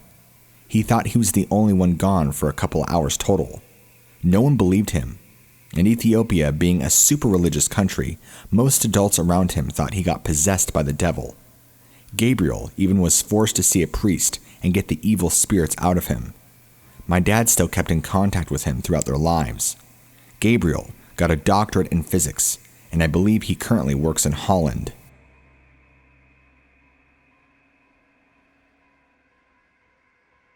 Mine happened probably back in about 95 to 96-ish. At the time, I was a pizza delivery guy. I was out on a delivery, and after the delivery, I was returning to the store. While driving along the highway, I noticed 3 still lights, almost in a row, way off above the horizon, since it was evening and it was dark. Stars were visible. First thought was that they were from planes for the airport, as they were way brighter than the stars that were out. They only looked still because I was driving on the highway, and my mind was playing tricks on me. Over the course of the next few minutes, as I was continuing down the highway, I noticed the center light started moving up. It continued into the shape of a triangle. I continued to try and keep an eye on triangle of lights in the distance as the whole thing moved towards the sky. I eventually lost eyesight of this thing, behind trees and whatever else, and made it back to work. I was utterly confused by the whole thing. I didn't tell anyone because I figured they'd think I was crazy. I kind of even thought myself I was saying things and making things up. I don't know why I remembered this part. All of this happened about a week before the Super Bowl. Might have been the Friday before Super Bowl. I'm unsure. All I remember is that before the Super Bowl, I was watching Sci-Fi Channel. Some show was on about people who had seen UFOs, whatever. I was always skeptical. Then, they did a segment on numerous sites of triangle-shaped lights, and they started showing clips of the few examples that people had caught on video. It was exactly what I had seen. Never saw anything since. No one else reported any strange sights or lights that weekend that I knew of. Of course, I was a dumb kid in my early 20s, so I didn't pay attention to local news. But I'll never forget that incident.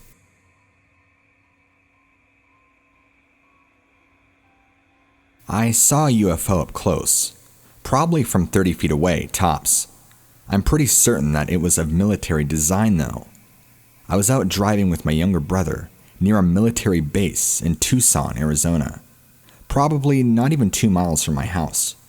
It was about 10 p.m. or so, and there were no cars on the road. I was making a left at an intersection, and right as I completed my turn, I heard it. Approaching from behind us was this vrrr sound. Literally, the sound that they play as an effect for hovercrafts in movies. That was what I was hearing. It started out quiet, but got louder as the craft got closer. Since it was obviously heading above us, my brother leaned out the window and exclaimed, "What is that?" To which I responded by hitting the brakes. What I saw shocked me and had convinced me ever since. As I came to a stop, the craft glided above us, and I watched the wings detach like a transformer robot and lower themselves from the craft by about 10 feet. The wings at this point were supported only by 2 rods connected to the craft. There were 2 giant thrusters on each wing, as well as an even larger one at the bottom of the main body of the craft.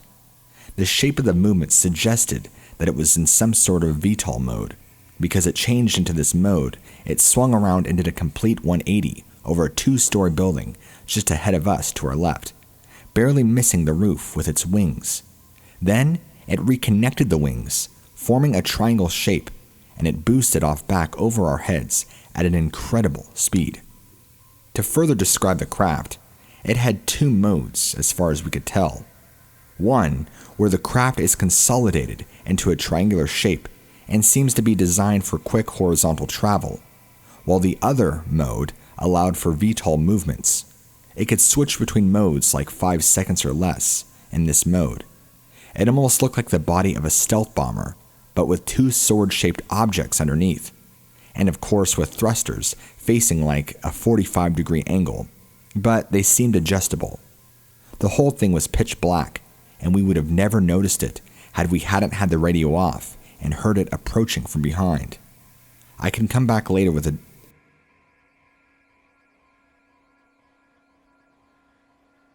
When I was about 12, my family bought a fishing cabin by a small river about 70 miles from our home.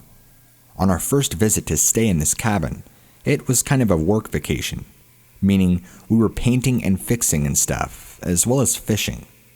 One of the people who lived near this cabin came over to say hi and introduce herself. During the course of her visit, she told us, "Don't be afraid of the purple glowing mist you will see. It's just from the UFOs and it won't hurt you." All of us kids snickered at this while elbowing each other, so my mom chased us off and apologized to the woman. She later yelled at us for being rude.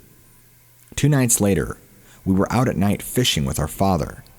The stars were amazing, looking without the city's lights pollution, and we were all pointing at different constellations and challenging each other to name them.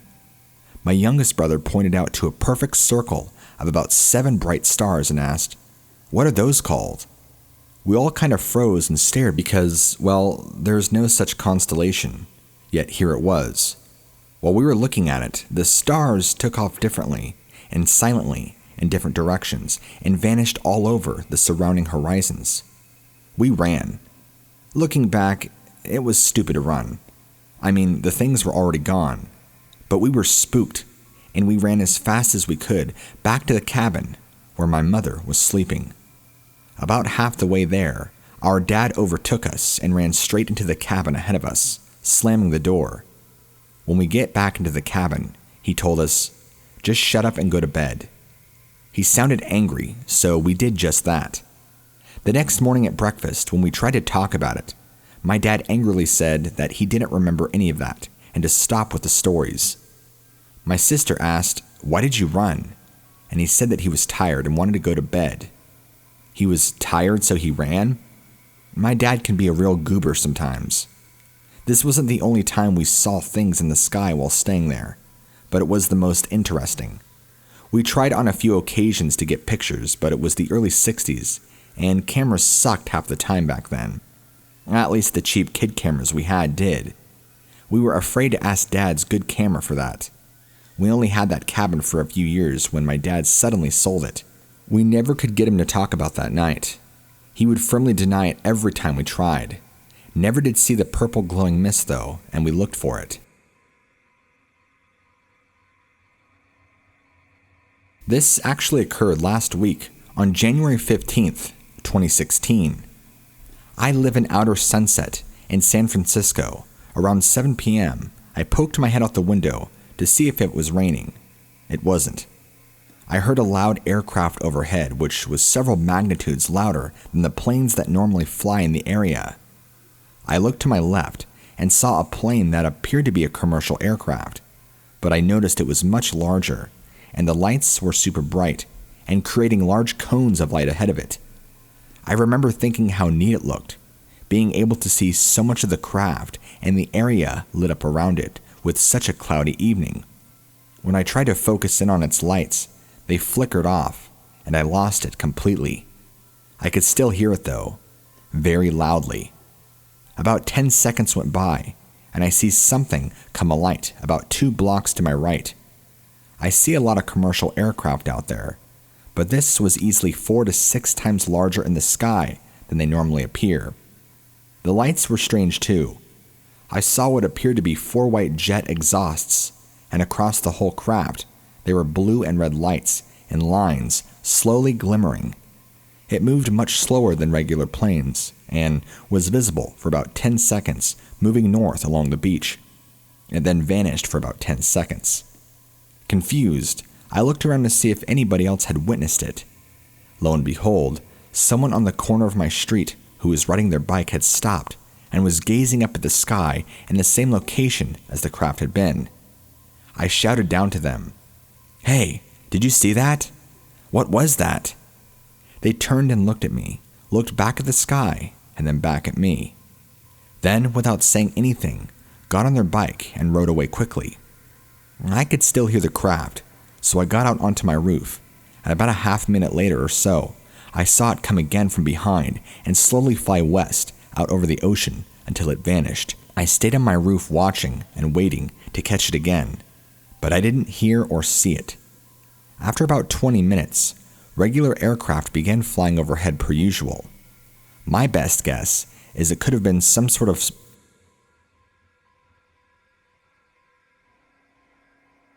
Let me preface this by stating that almost all of the encounters that I have witnessed have been with at least one other individual. The first 2 encounters happened on 2 consecutive days in 1997, and the numerous other encounters happened over the span of 90 days a year and a half ago. I do not recall being abducted. I have filed reports within an incredibly incompetent mutual UFO network. Back in 97, my buddy and I had just finished up our pizza shift at a joint. It was around 11 p.m. We were worn out and wanted to go get stoned. We were completely sober. Anyway, we drove out into a cornfield in the off year, so it was full of rye. We were about half a mile off the road. It was pitch black, and because of our vantage point, I could see headlights in any direction for a good mile. We were way out in the country, so no worries. My buddy starts breaking up the weed when I notice what I believe to be a truck headlight shine directly from behind, take a hard left, and disappear. My buddy didn't seem to notice, but I became frantic. I thought it was the cops.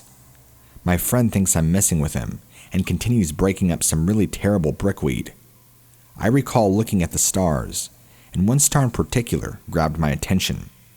I can't tell you why, but it looked like your average star. Within 30 seconds, this star starts moving up and down, side to side, and in circles. I yelled in a panic, "What is that?" My buddy just gives a dismissive sigh, and then he looks where I'm pointing. For 5 minutes, the UFO continues to move in very fluid movements, making impossible maneuvers, and do so in complete silence. Without notice, this one object becomes 5 equally impressive star-like objects. They stayed close together. At times they moved in some kind of formation, and other times they seemed to move independently. Just as quick as they came, they fused back together as one.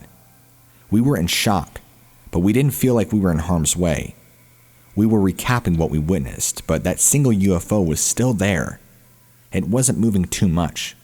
We thought things were coming to a close, but we were wrong. This time, the one object turned into at least 7 objects. The way they moved and jerked around felt aggressive to me. My friend must have felt the same way, because he said he was starting to get nervous. I told him we should go. Embarrassed, I confessed that I knew it was there for us, and I became fearful. We haul out of there, and this thing follows us to the outskirts of town. The night after, me and the same buddy walked across my apartment complex to go visit with a neighbor that was about to grill some burgers. The sun was just starting to set on a humid midsummer afternoon. We knock on the door, and my neighbor lets us sit in. With him was his girlfriend, her sister, and some random guy that I didn't know. I go out back with Ray to chit-chat while he fires up his Kingsford grill. It's just the 2 of us, so I take the opportunity to tell him about the previous night. The stars are just starting to come out, and in my storytelling, I pointed out one just so Ray would know exactly what I meant. I'm still pretty much tripped out, so I'm fairly excited when describing everything. I'm almost done with my story, and I notice Ray looking at the stars that are just beginning to appear. I mean, this guy is looking around everywhere. It's like he became instantly paranoid. While I was in mid-sentence, Ray points to the northeast and yells, "Like that right there?" The goosebumps. He yelled inside for everybody to come out. They did so, and soon after, the same situation as mentioned starts to occur. It went on for a bit. It went on so long that everybody but Ray and myself went inside. We ate our burgers while watching this. Behind Ray's apartment was a field. 300 yards away on the other side of the field is a tree line and creek. On the other side of that tree line is another field. This object slowly descends towards the tree line, and I open the door and yell for everybody to come back out. We watch this huge fiery orb in complete silence land on the other side of that tree line. When we lost direct sight of it, we could still see the light through the trees. Right before the light disappeared, it became very bright. We all kept asking each other if this was real. And this is the part where some of you may lose it, but hell. After several minutes and at the end of all sunlight, nothing was happening. Everybody was in and out of the house. I remember standing in the front of the back door, talking to Ray's girlfriend in the kitchen. Ray, my buddy from the previous night, and the girlfriend's sister were outside. My buddy says, under his breath, and darts past me. The sister is right behind him. Ray shoves me in the door and almost falls on top of me. The girlfriend screams, slams the door shut, and locks it. We all back away from the door, all after our "what on earth was that?" We decided it was a four-legged, covered in brown fur and tried to attack us. This apartment was a townhouse. We all went upstairs to get a better look. There it was, in the shadows. It was pacing around and keeping an eye out. This is when they appeared. They came out of the darkness. They were short at around 3 feet tall. Skin tone was grayish with a bit of Caucasian color. These were short grays, and there were several of them. Meanwhile, the animal thing starts to climb a utility pole. This isn't a typical utility pole. It has 6 or 8 transformers on it, and is H-shaped and kind of low. When the beast starts to climb, I watch it shapeshift to a degree. It decides to perch on one of the crossbeams. It looked right at us, but its focus seemed to be on the ETs. It acted like a guard dog, for lack of a better words. The Greys were clothed, and they had some sort of instruments. They seemed preoccupied by the field. They would look at us on occasion, but they were doing something. What exactly, I don't know.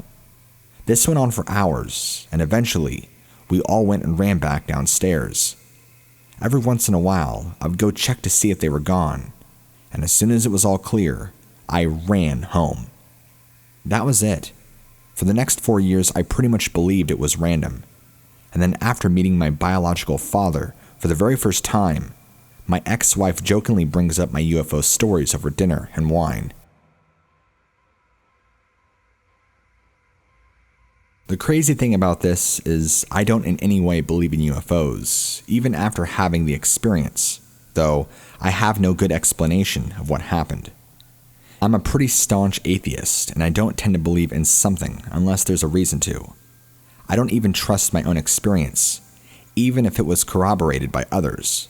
But this one was really hard to shake off. I was riding home through the country one evening, rural Kansas, and had 3 other friends of mine in the vehicle with me. We were totally sober, because I feel like that matters, and we were about 20 miles or so outside of town on a country road in the middle of nowhere. It was about 11:30 at night, late enough that there really wasn't any other traffic on the road, but not so late that it was in the middle of the night or anything. I was in the back passenger seat, looking out the windows just into this dark farmer's field that has just a tree line that paralleled the road.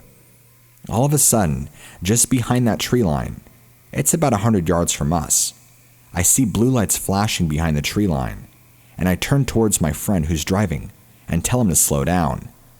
We pull over to the side of the road and look out towards the tree line. At this point, the lights are directly perpendicular to our position on the road, but we were behind the tree line. At first, I'm thinking it's like an electrical substation blowing up or something. But then the blue lights change and start flashing in all kinds of different colors, becoming more and more rhythmic and bright, casting God rays through the dust over the tops of the trees. At this point, I had stepped out of the car and was watching as the God rays began to descend towards the eye level. Whatever it was behind the tree line was rising up towards the tops of the trees. At that point, my friend starts screaming for us to go. We jump back in the vehicle, and he takes off like a bat out of hell, flying down the road. The lights continued to rise until they were perfectly level with the treetops, and whatever was on my other side starts chasing the car, staying just out of clear view behind the other side of the tree line. My buddy pegged the car out over 90. It was a family car, and not very fast, and the thing kept perfectly alongside of us almost the entire way back to town, and then winked out just before we got there. We talked about it for an hour at a gas station just inside of town, and then decided that we wanted to go back and see if we can find whatever it was we had seen. But this time took dirt roads that paralleled the country road. So we'd been on the other side of the tree line. When we got back out there, we saw fire trucks all over the place driving slowly with spotlights aimed at the field, looking for something. They were canvassing a large area covering about 3 miles. I called the fire department to ask them about it the next day, and they said they had gotten reports of lights or fires from several people over a large area, but they were unable to find anything. To this day, I have no idea what we saw.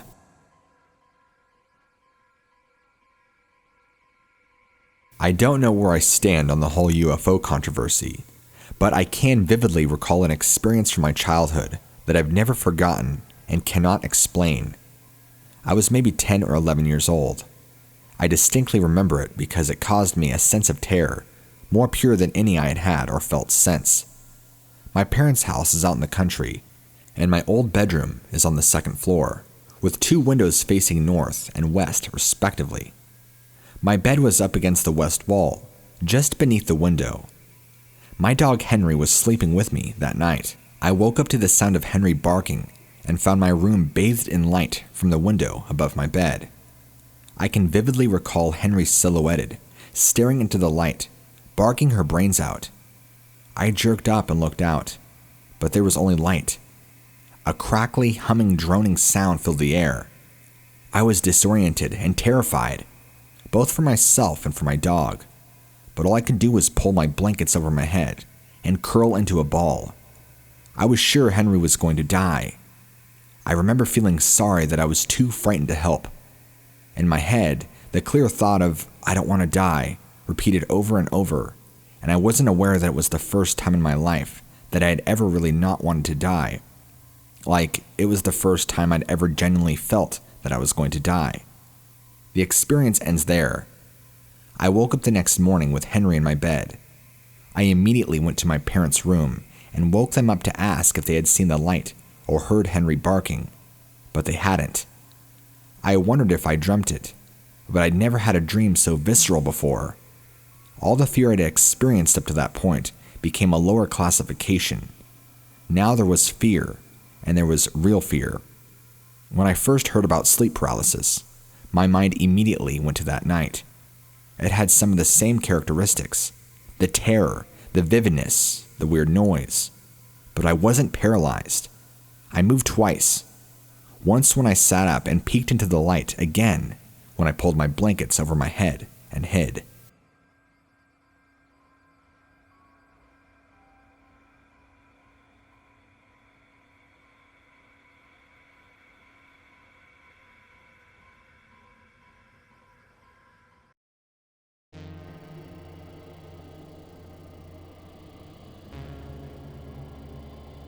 I have been in a long-distance relationship with my girlfriend for a couple of years now, and every summer and winter break, I'm able to go travel and see her.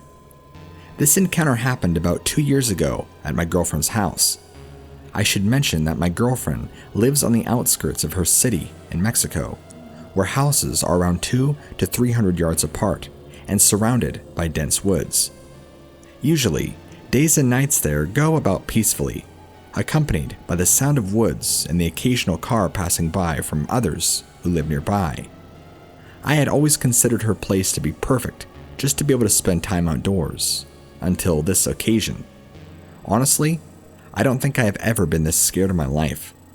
This sighting will be carved in my mind forever. On a chilly night of December, I was at my girlfriend's house, and I had planned to spend the night with her since she would have been by herself that day. Her mom was out of town, and she didn't want to stay by herself either. We were having dinner at the kitchen at around 8 p.m. We chatted about activities that we could do tomorrow, tasks her mom asked her to do, how much we missed each other, among others. After about an hour of conversation and laughs, we decided to go into the living room and cuddle on the couch, watching TV.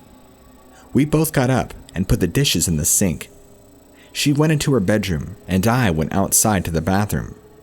The house layout consisted of a long corridor that connected pretty much every room in the house, and a back door at the end of the corridor, which led to the patio. The patio was open, full of trees, plants, and the only thing separating the patio from the woods was a fence made up of stones and barbed wire that stood at around 1 meter tall. Halfway down the patio, there was the bathroom, being lit by a single and weak light bulb. So if anybody wanted to go, they had to walk outside, even if it had to be in the middle of the night. I'm not coming here at night, I thought. I remember when I opened the back door and stepped into the patio, a cold breeze stroked my face and sent shivers across my back. So I hurried to go back as quickly as possible because, to be honest, I was a little spooked going outside in the darkness, knowing that the woods were pretty much a few steps away. I finished doing my business, washed my hands, and started walking back, being careful not to trip on something because the light bulb was almost non-existent. I was about halfway when I heard a noise to my left, like someone stepping on a branch and breaking it. I stopped and quickly turned, trying to see what made the noise, but I could only see a portion of the fence and nothing but darkness beyond that. However, I had this weird feeling that someone or something was watching me, something on the other side of the fence. I stood there in silence for around 30 seconds, listening to the surroundings, only to notice the crickets had stopped chirping. I got a bit freaked out because I knew for sure they were chirping when I first got out. I was somewhat scared to move, but I did anyway, almost running to get inside as soon as possible. When I returned, I went to my girlfriend, who was already in the living room, laying down on the couch with a blanket on top. She noticed I was a bit agitated and asked me what was wrong.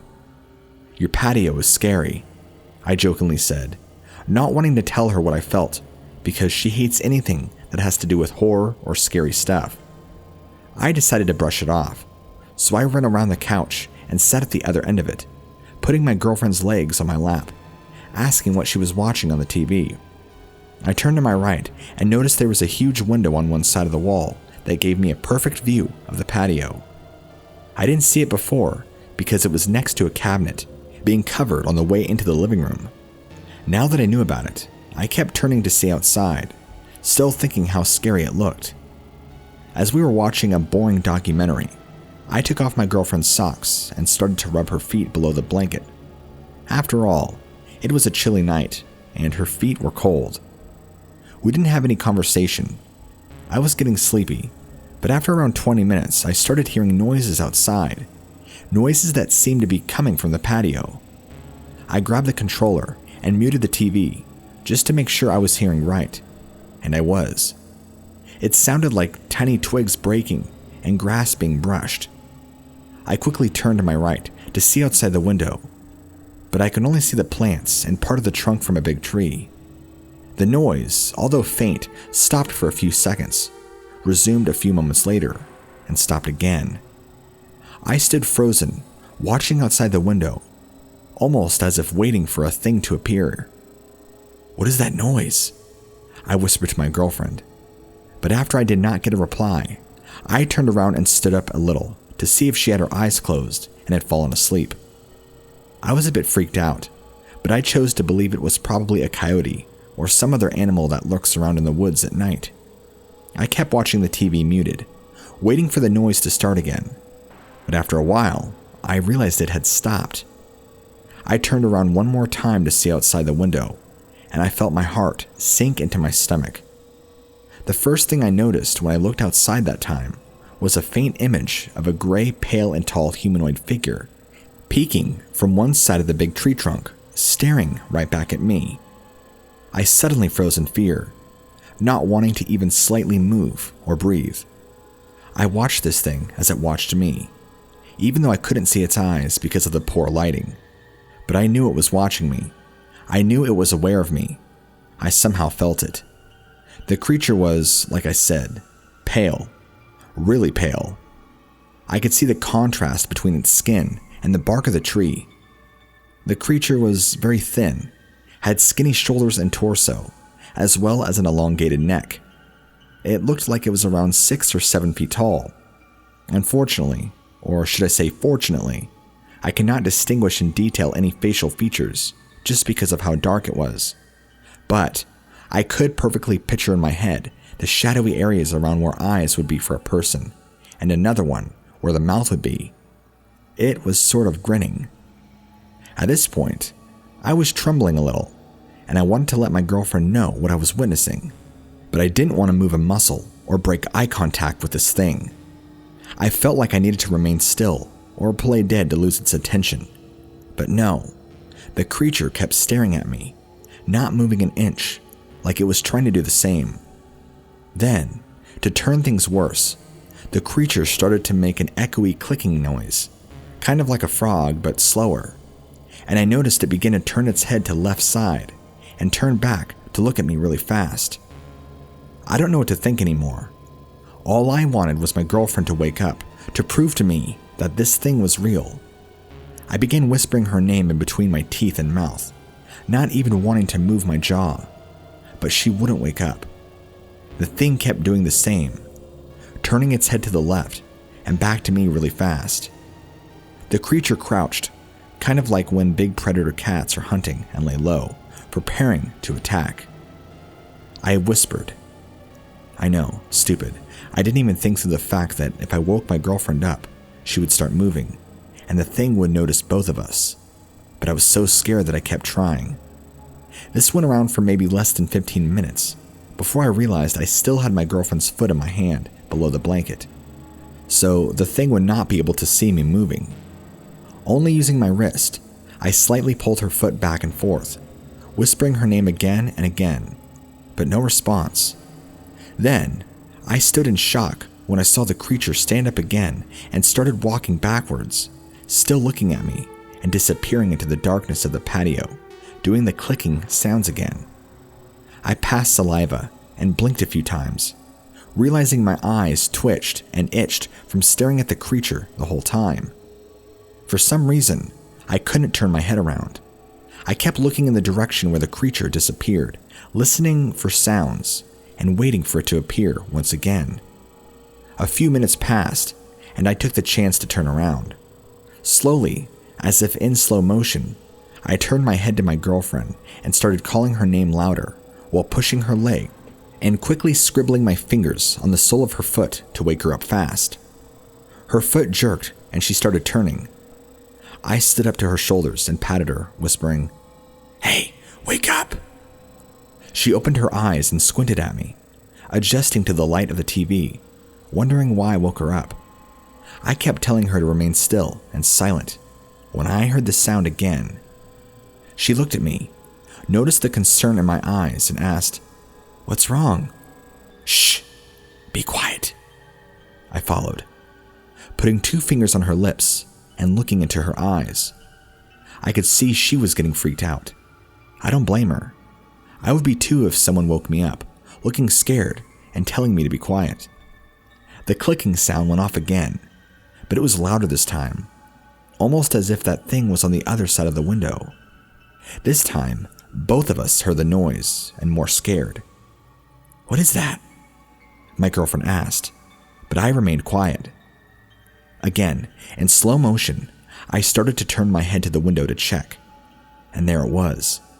The thing was right outside the window, only a couple feet away and staring right back at me.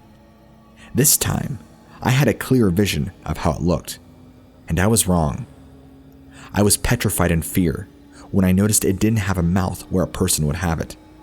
Instead, the mouth was on its neck, which opened horizontally, not vertically.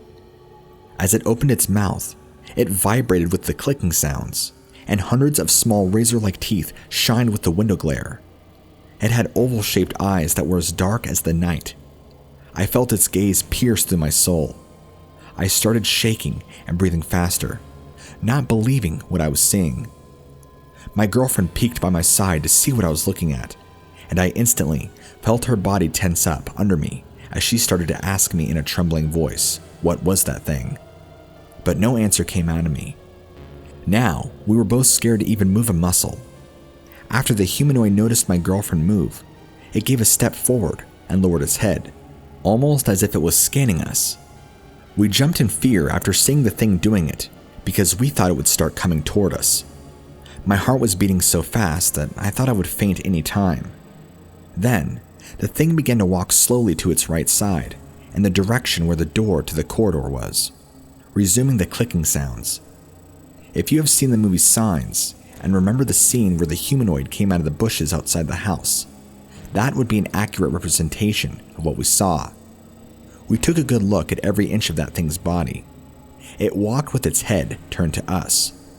After we lost sight of it through the window, we both sat up and looked at each other, when suddenly, we heard something scratch the metal door that led to the corridor, as if the thing was grazing its fingers on it. Without thinking twice, I grabbed my girlfriend's wrist and jolted out of the living room, locking ourselves in her bedroom. We sat on the floor right next to the bedroom, hiding in case that thing got inside. The scratching sounds continued, and my girlfriend started to sob, still asking about what we saw. I felt powerless, knowing I couldn't do much to reassure her. I could only hold her and hope for the thing to give up and leave. The noise continued for about 3 minutes, when it suddenly stopped. Then, we began hearing stepping noises all around the house, and we kept turning to whatever direction we heard the noise come from. Eventually, the noises ceased, and after an hour or so, we figured the creature had left. My girlfriend, still with tears in her eyes, told me if we could lay in bed. I agreed because my back was hurting from being in that crouched position for over an hour. We slowly crawled into bed, making the least noise possible and covering ourselves with another blanket. "Don't worry, everything is going to be okay tomorrow. Try to sleep," I told her as I tightened my grip on her. She didn't reply, but after a while, she fell asleep again. I didn't get a minute of sleep that night. I kept my eyes open, listening to every sound around us. The next day, we didn't even want to touch the subject. All we said was that creature was not from this world.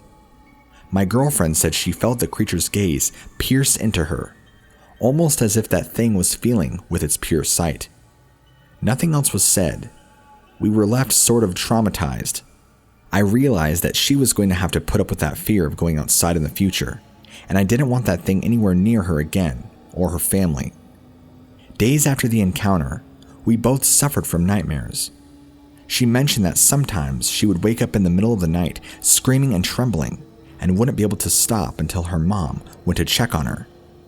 The fences that separated the patio and woods have been redone since. They now stand at 2 meters tall, blocking any easy access from the woods. Before this, they had to make sure they didn't have to go outside at night. They have not had any encounters since, but my girlfriend insists that the patio gives her the chills at night. I keep wondering what that thing was, that humanoid creature, some kind of alien.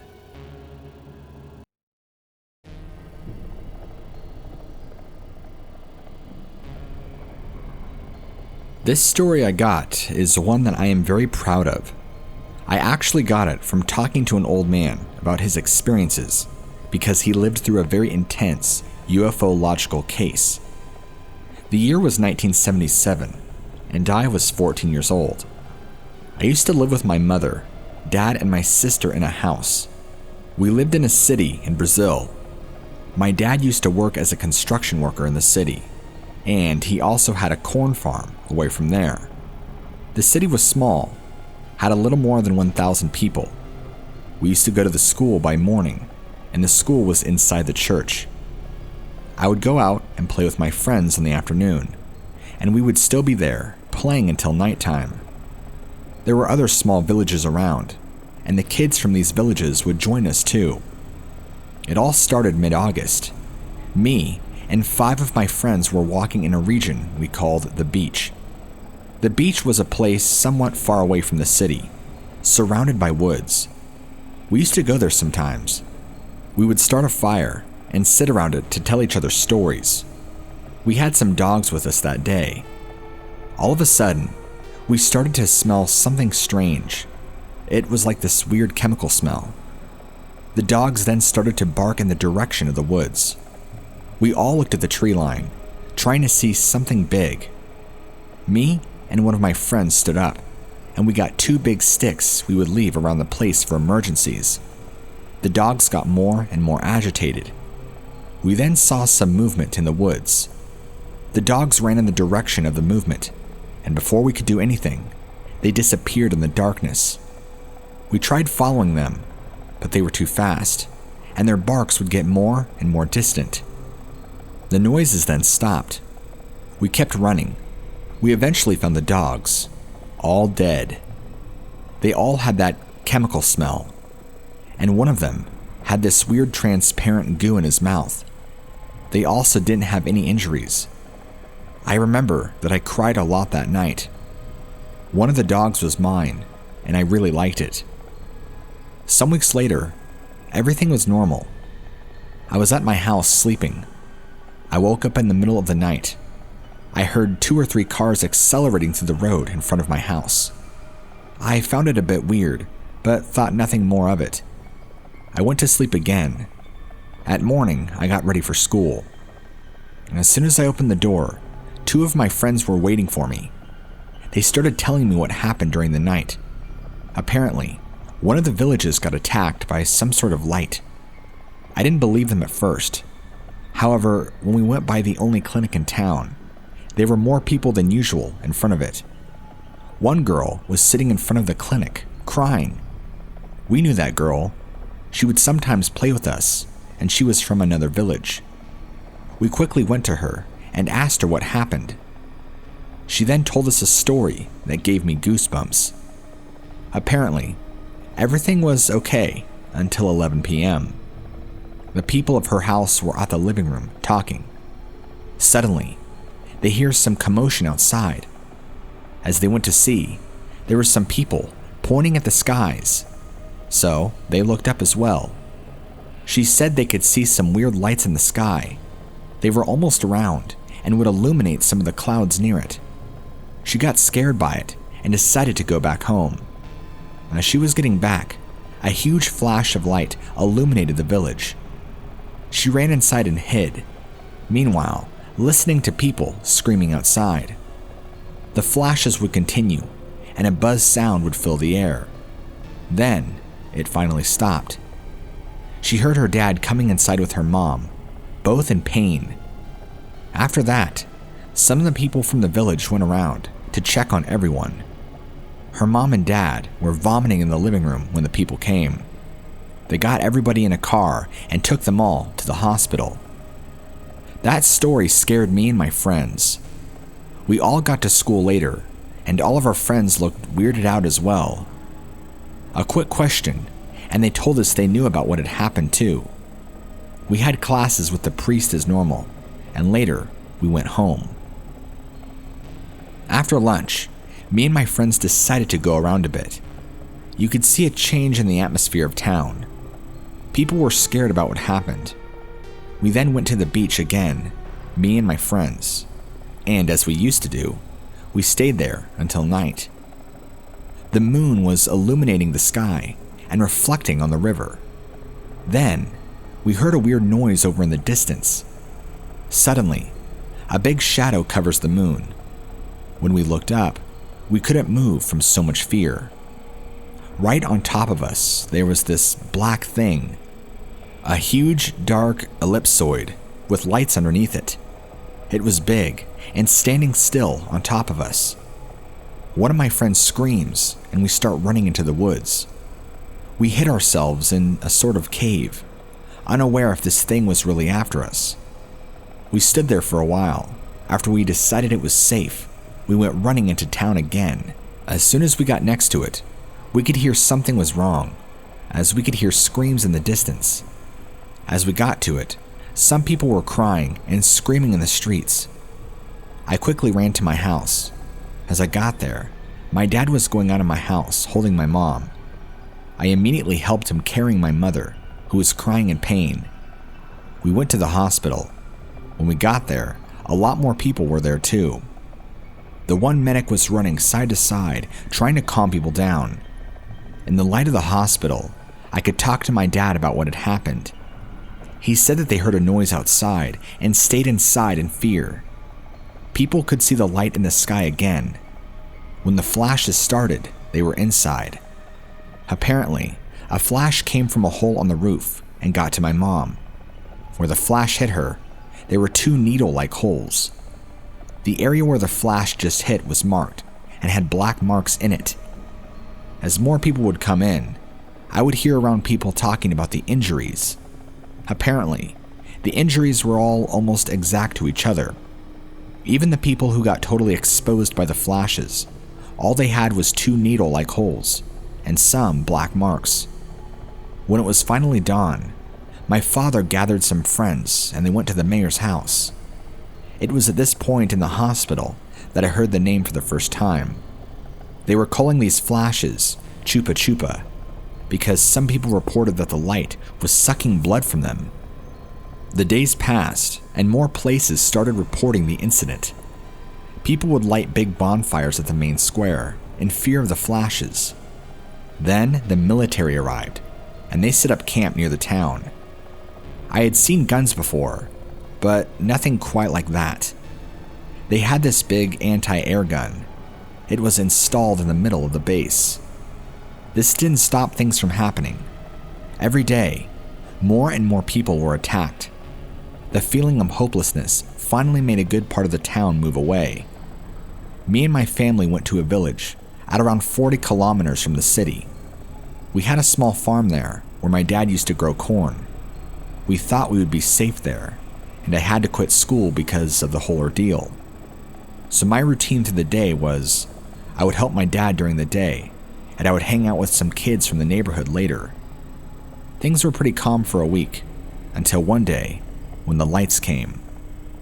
I was at my home with my parents, and we had to hide from the flashes under a big table in the kitchen. Some of the other families weren't so lucky, and got hit by them. My dad took it upon himself to take some of the people to the town hospital. The next day, he didn't come home. I attended to the farm as usual, waiting for him to come back. Later, I got on my bicycle and went around to the other kids. We went pretty far from town. When it was almost dark, we were already going back and saw my dad's car going back through the road. He didn't stop, as we were all going back together, me and the other kids. The thing is, all the kids would go home, and I would have to ride another 12 minutes until I got home. It was dark already, and I was alone about halfway home. Then, I saw the lights in the sky, and the flashes started. This time, as I was riding my bike, I didn't have a single space to hide from the flashes. As soon as the first flash hit me, I fell to the ground, paralyzed. I couldn't move nor scream, and I felt the pain of the flashes scorching my skin. When the lights stopped, I got up. 2 holes were open near my neck, and I had black marks all over me. I went home, stumbling here and there from pain. That was about the last straw for my father. He got me in the car and went to the hospital with me. There, at least 3 more people were waiting, all victims of the flashes. All the family had to stay in the church while they waited for me to get treated. I spent the next day in the hospital, as I had more wounds from the bicycle fall. At that night, we heard strange noises while in the hospital. It all started with a weird buzz. I recognized it from that day at the beach and started crying. Suddenly, another noise, a helicopter. It went by the city really fast. Sometime later, a loud noise. I never heard an anti-air gun before, but from the noise, I knew it was the thing firing at something. Then, everything got quiet. We went back to the farm the next day. We could see the remaining people of the town were all on edge for what happened the other day. At this point, it was at the end of February. Like a week later, the military went back to the capital. For some time in the next months, we would still see the lights, but the flashes that used to hurt us were gone. The town went back to normal then. So, I grew up in this town, and in 1989, my father passed away. I then went to live in the corn farm in the small house we had there. The house wasn't big, but it had everything I needed. I used to tend the crops during the day and made a chicken coop. One night, I was almost asleep, but suddenly, the dogs started barking outside. I had these big dogs for protection. I stood up from my bed, got my gun, and went to check outside. I could hear something moving on the cornfield. As I got outside, I started to smell something weird, a chemical smell. I stood outside in the front door, looking at the movement on the cornfield. Something then blocks the light of the moon. I look up. I see the same black shape I had seen years ago. When I look back down again, I could see a thing. A small humanoid figure, thin, had about 1.5 meters tall. It had a brownish pale skin, big head, big bulgy black eyes. When I looked at it, felt a strong headache. I twisted myself and managed to get inside my house and close the door. I was so scared that I even ended up pissing myself. I then sat at the corner of the living room, gun pointed at the door. The dogs kept barking outside. I saw shadows passing in front of the window, but I refused to look at them. I stood there until I could see the light of the moon again, and the smell disappeared. I got up, ran in my car, and drove all the way to my sister's house at the capital. I went back there to get my stuff, but I would never ever live near that region again. A friend of mine still lives there. He says that from time to time, he can still see the lights in the sky.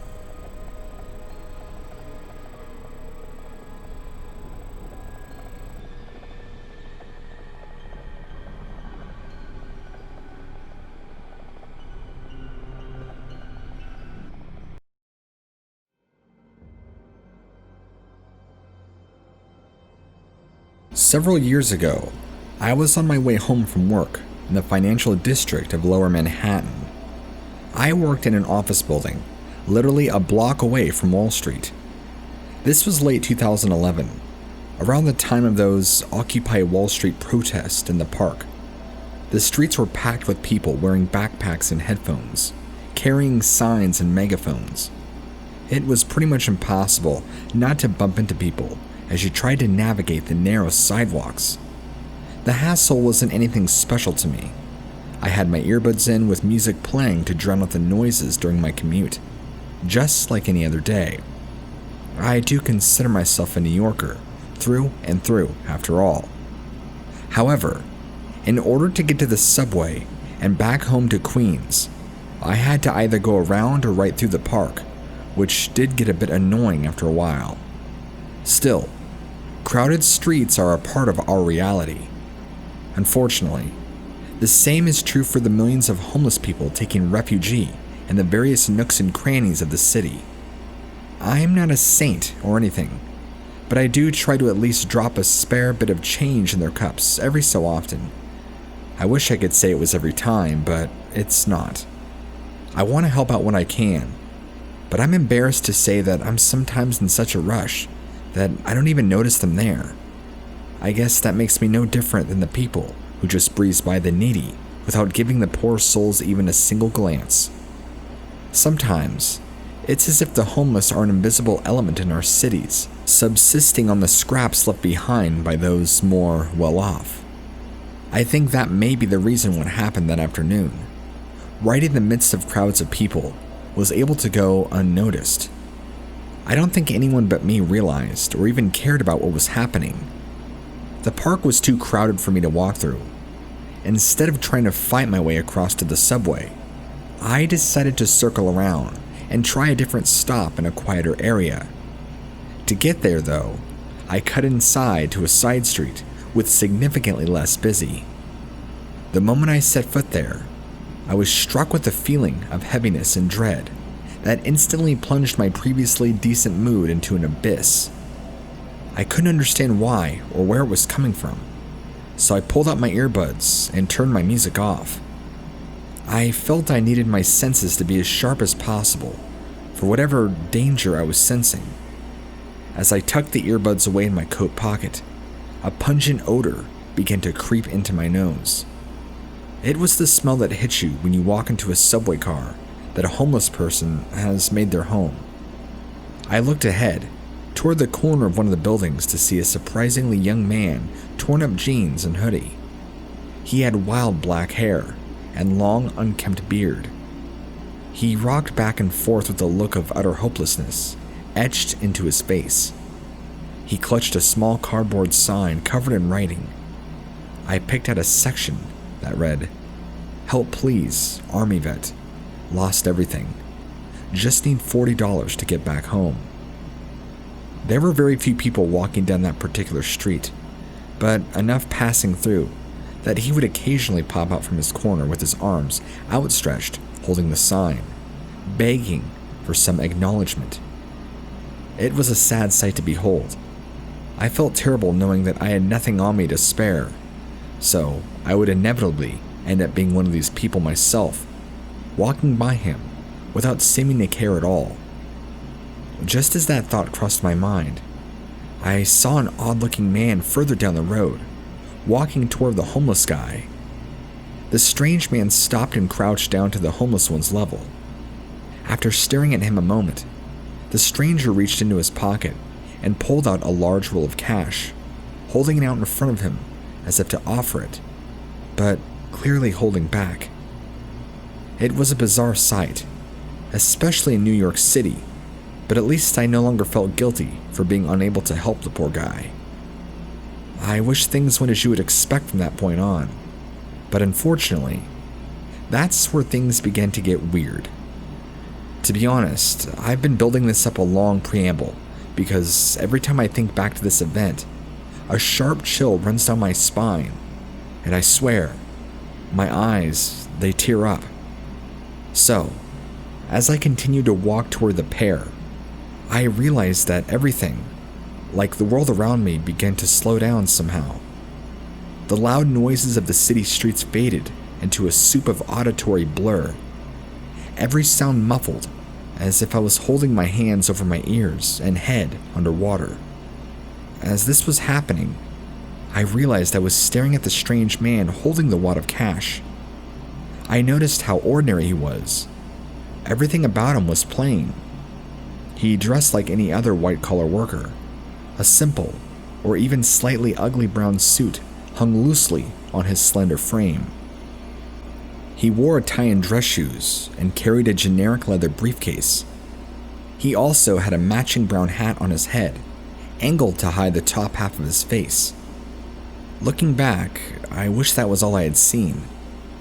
As I slowly made my way closer to them, the stranger lifted his hat to meet the confused gaze of the homeless man. That's when I stopped dead in my tracks.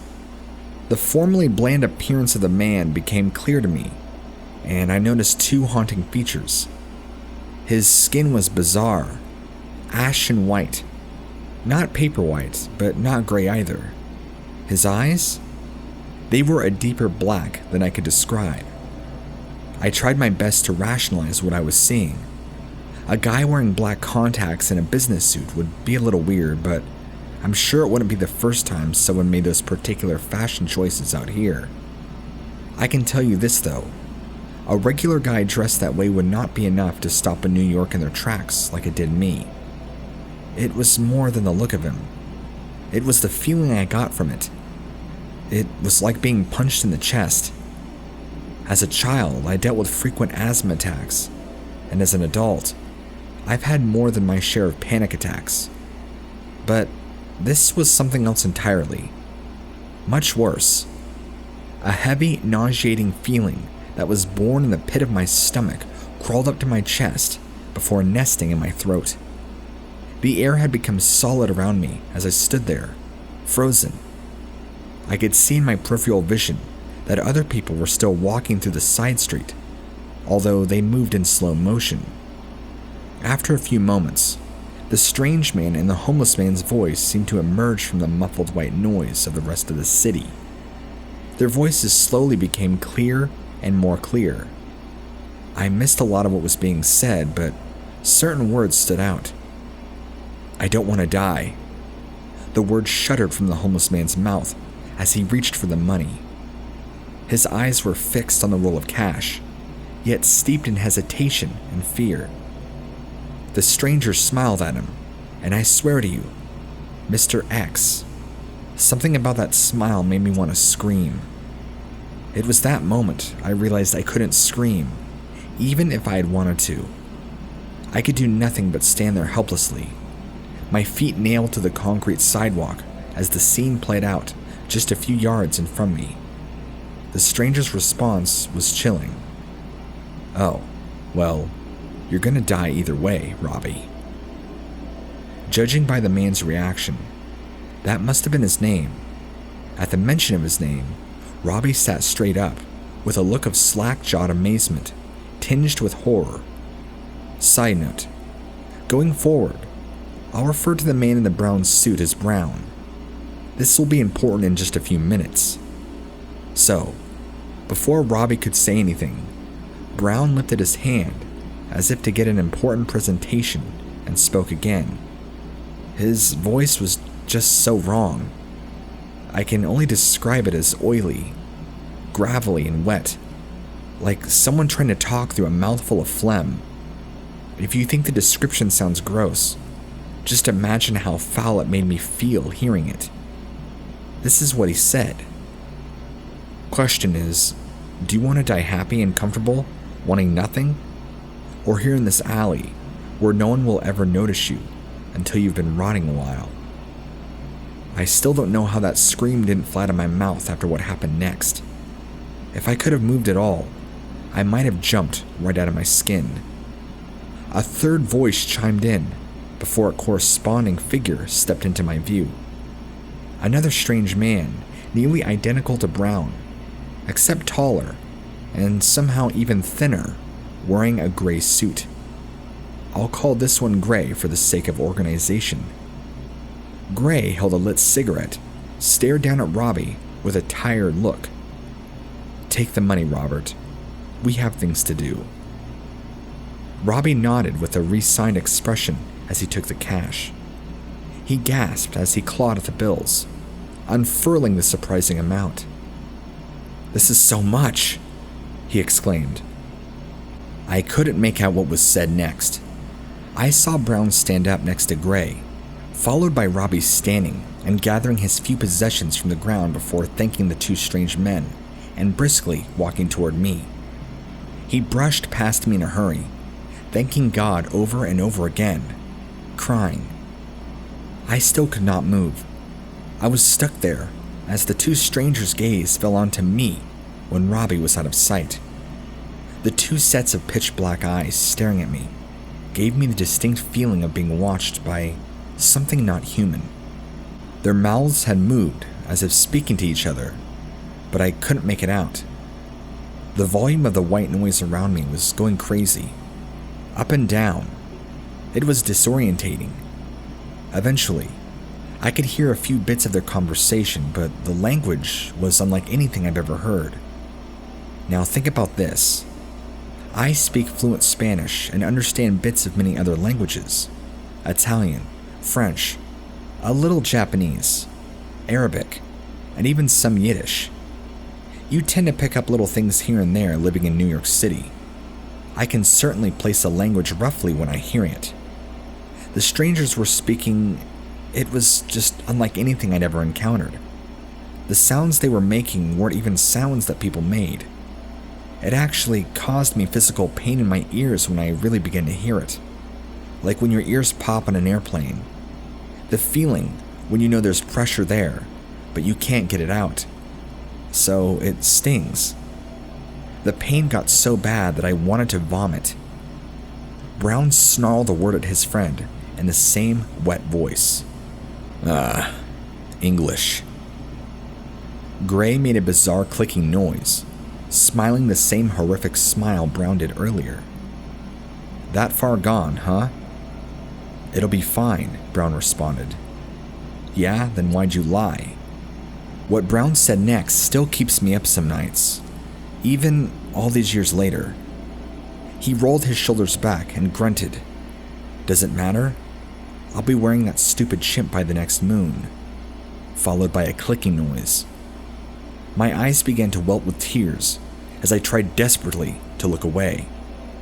I was still paralyzed.